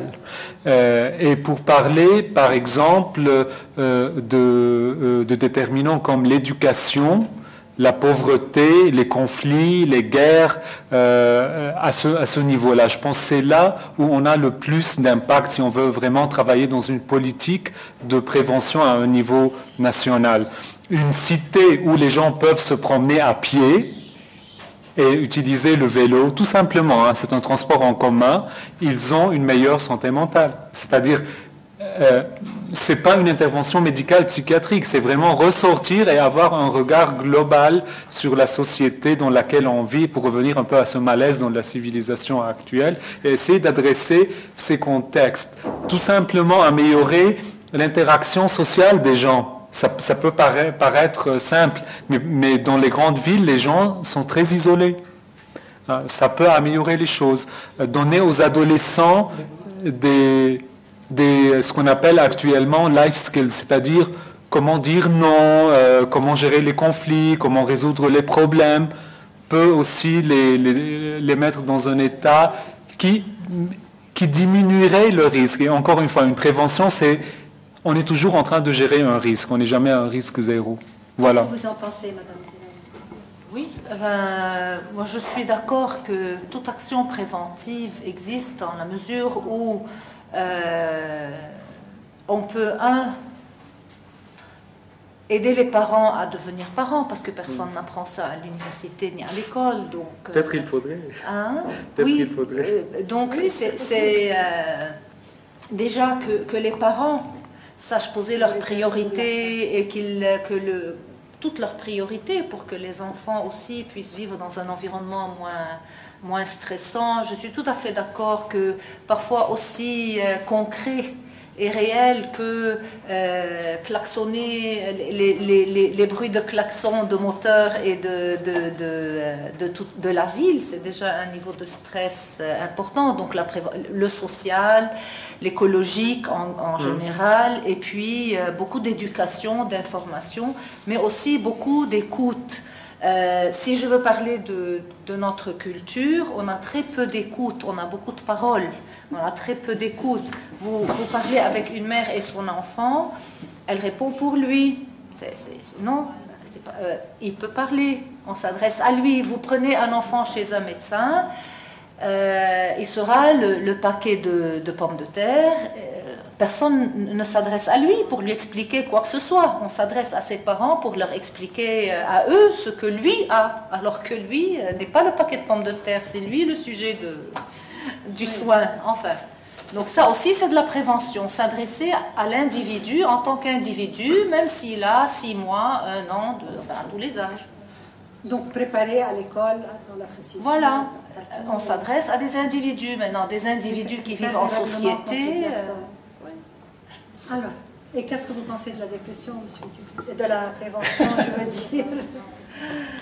La prévention en psychanalyse, ça n'existe pas, tout simplement parce que ça fait appel à un autre champ. C'est-à-dire que dès qu'on veut prévenir, ça présuppose quelque chose, c'est-à-dire qu'il faudrait s'adapter à la société. S'adapter à la société, surtout une société aussi malade que la nôtre, c'est pas tellement un bon signe. Donc, la psychanalyse, dans son point de vue, il n'est pas question de s'adapter. Justement, c'est en ça où la psychologie diffère radicalement de la psychanalyse pour Lacan. C'est que la psychanalyse, la psychologie, finalement, va essayer de dire il faut plus ou moins s'adapter à cette société-là, la psychanalyse va dire c'est pas ça l'enjeu, c'est de gérer sa propre inadaptation. C'est-à-dire nous sommes chacun, autant que nous sommes, inadaptés à cette planète, du fait même d'avoir le langage comme environnement et rien d'autre. Donc il s'agit de gérer notre propre inadaptation au monde. Donc la prévention, bien sûr qu'elle n'est pas à négliger, mais cette fois elle rentre dans les aspects appelés culturels, c'est-à-dire qu'est-ce qu'il convient effectivement de lire, d'écouter, de travailler, quel film il faut voir, etc. Parce que là, quand ça met en scène, par exemple, quelque chose de l'ordre d'une perception artistique, je ne juge comme artistique que ce qui a comme vocation à faire aimer le fait d'être en vie sur cette terre, malgré justement les difficultés qu'il y a à être en vie, c'est-à-dire les difficultés de vivre. Donc, ça peut passer effectivement par une sensibilisation aux arts et ça passe par l'éducation des enfants. Et l'éducation des enfants, vous avez vu, enfin je ne sais pas comment ça se passe au Liban, mais en France ça devient catastrophique. J'étais obligé de mettre mes enfants dans les écoles privées, parce qu'aujourd'hui le privé en France c'est le public d'il y a 30 ans, parce qu'aujourd'hui il y a des gens totalement incultes et ineptes, comme la ministre de l'Éducation actuelle, qui va essayer d'éduquer, par exemple, au bien fondé du mariage pour tous et à apprendre aux enfants à être Charlie à la maternelle. Mais c'est totalement extravagant, c'est contre-productif et ça va amener une société encore plus débilitante que celle d'aujourd'hui. Donc la notion de prévention, elle passe par la culture, véritablement, l'éducation. Et l'éducation, c'est aux parents à éduquer les enfants. Et ça ne s'apprend pas. C'est-à-dire ça s'apprend de ses propres parents et ça demande une responsabilisation accrue des parents. La partie que je consacre à mes enfants, c'est la partie, la seule sur laquelle je puisse intervenir, bien sûr, c'est le langage. C'est-à-dire aujourd'hui, OK, tout le monde dit OK en France. Non, OK, ça veut dire zero killed. C'est un mot de la guerre de sécession américaine pour dire on a eu 0 mort. Tout le monde dit on a 0 mort, sans savoir de quoi il parle, puisque sur tous les téléphones, il y a marqué OK, etc. Alors je dis, vous n'allez pas vous marginaliser à l'école. Tout le monde dit OK, dites OK à l'école. Avec moi, je ne veux pas entendre OK à la maison. C'est-à-dire vous dites d'accord. On a un très beau mot en français qui est d'accord. Il y a un accord. Je parlais de l'accord tout à l'heure, d'accorder le larynx à la voix. Ça, c'est la possibilité de s'entendre parler. Ça, c'est l'éducation. On en est très loin sur le plan institutionnel. J'espère que vous n'êtes sévère que sur la langue à la maison. Exclusivement. Monsieur Sophia. Oui. Pardon? Il voudrait, oui, mais répondre à la prévention rapidement, puis nous prendrons Est-ce que je peux... Oui, facile. Allez-y. Est-ce que je peux revenir au violoniste? Oui, à la violoniste, oui. Moi, je me demande qu'est-ce qui a fait la différence pour donner élan à cette violoniste qui était en dépression majeure, pour aboutir à une réussite dans sa performance. Et moi, je me demande, par exemple, toujours les thérapies en temps médical ou analytique, on vise à arrêter les symptômes. Mais est-ce qu'on vise aussi à une productivité, à une performance dans la vie de la personne? On essaie toujours d'arrêter les symptômes. Ok, tu vis en bonne santé, mais tu fais quoi dans ta vie? La psychiatrie. Oui, c'est peut-être la vraie question qu'on se posait. Est-ce que le traitement serait-il par la musique, par les ordinateurs, comme les Canadiens nous disent maintenant dans l'Université du Québec, ou par les médicaments, par la psychanalyse, par d'autres psychothérapies, par la prévention? Quoi? Est-ce que la musique pourrait... Est-ce que les médicaments donnent autant que la musique à...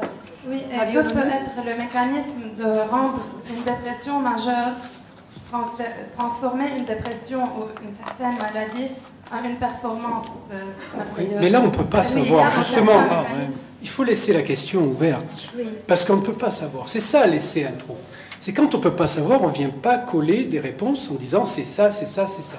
Ce qui s'est passé pour cette jeune femme, on ne peut pas le savoir. Un analyste lui-même ne pourrait pas le savoir. Même elle le dirait en analyse, comme dit Lacan, il n'y a de cause que de ce qui cloche.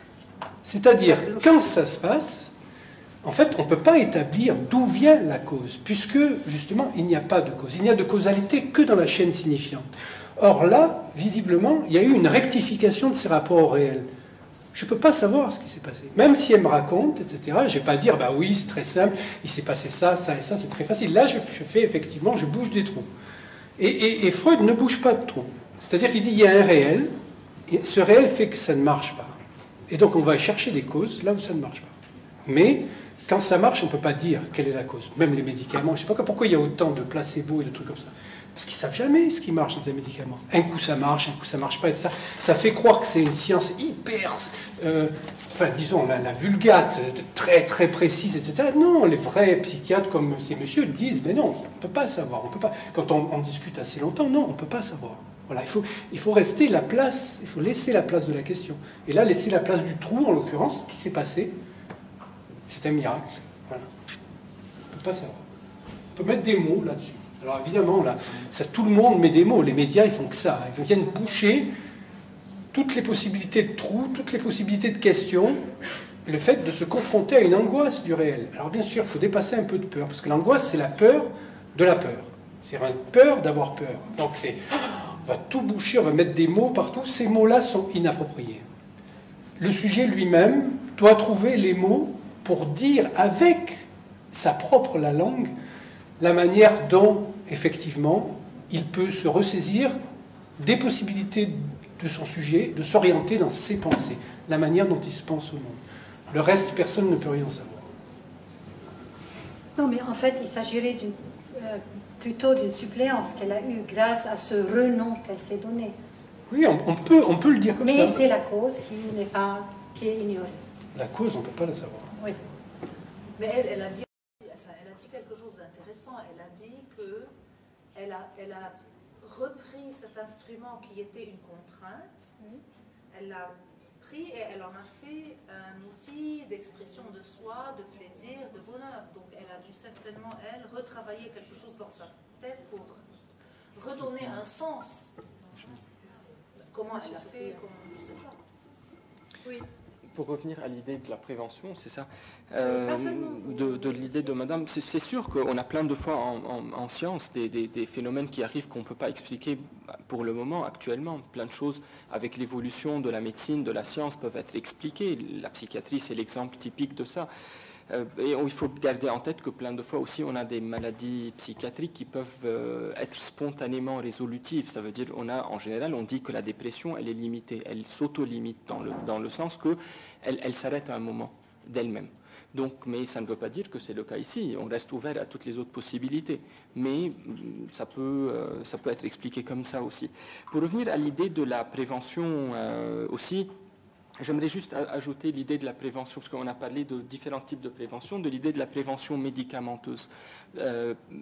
Malheureusement, on a des gens à qui nous, médecins, psychiatres, on demande de ne pas arrêter les médicaments.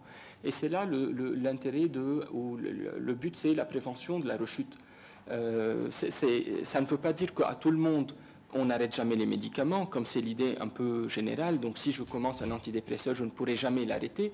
Ce n'est pas du tout le cas, mais il y a des gens, en fonction de la maladie, en fonction de leur histoire personnelle avec cette maladie-là, il y a des gens à qui nous, on recommande de ne jamais arrêter la médication pour ne pas avoir des rechutes. Et il faut garder en tête une chose, qu'à chaque fois qu'on a une rechute, le taux de rechute après ou de récidive augmente. Ça veut dire après la première dépression, le risque d'avoir une deuxième dépression n'est pas le même qu'après la 8e dépression, le risque d'avoir la 9e. Parce qu'à chaque fois qu'on a une rechute, le taux de rechute augmente, les rechutes deviennent plus serrées dans le temps, durent plus de temps et deviennent plus intenses en intensité. Donc, le message est très simple. Pas tous les patients ont besoin d'être sous médicaments à vie, pas du tout. On essaye, quand on met le projet thérapeutique, de faire tout pour ne pas avoir besoin de garder le médicament vraiment pour longtemps.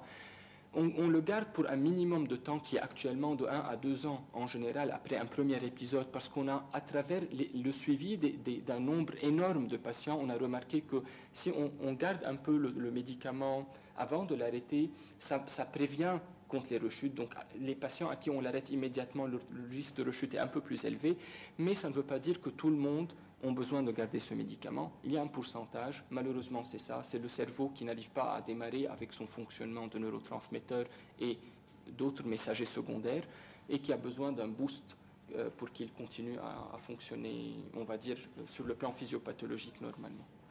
Donc, le hasard a voulu que les deux durs soient à mes côtés et les plus modérés au bout de la table. Peut-être qu'on commencera une conclusion rapide par les durs pour laisser la parole aux modérés. Alors, Monsieur. Tu as été le plus dur quand même, Christian. Vas-y. Ah oui, alors Aristote dit que justement la médiété, la modération aristotélicienne, qui est quand même le fondateur de la science moderne, ça ne veut pas dire le juste milieu entre les choses, un équilibre, une espèce d'harmonie, etc. Il explique que la position extrême peut être une médiété parce que ce n'est pas une dimension topologique, ni même climatique, comme le terme de dépression, mais une position éthique. Et que pour se faire entendre, pour faire entendre justement quelque chose qui puisse émerger du discours dominant, c'est-à-dire du discours qui entretient la peur et qui conforte dans la peur, il est nécessaire d'avoir une parole qui porte et il faut prendre le risque de cette parole. Donc, si il y en a certains d'entre vous que j'ai pu choquer par certaines prises de position extrêmes, sachez que je ne le regrette pas du tout, parce que c'est la seule manière, justement, de faire entendre quelque chose qui s'extrait du discours ambiant. Et que, effectivement, c'est peut-être un peu difficile à dire, mais Patrick le met dans son papier, donc je peux le dire, il n'y a pas de psychothérapie d'inspiration analytique, et il dit même ni d'aspiration, ni de respiration, ni de rien du tout. C'est-à-dire que la psychologie ne répond pas des mêmes fondements épistémologiques que la psychanalyse. Ce sont deux logiques différentes qui sont antagonistes, il faut le savoir.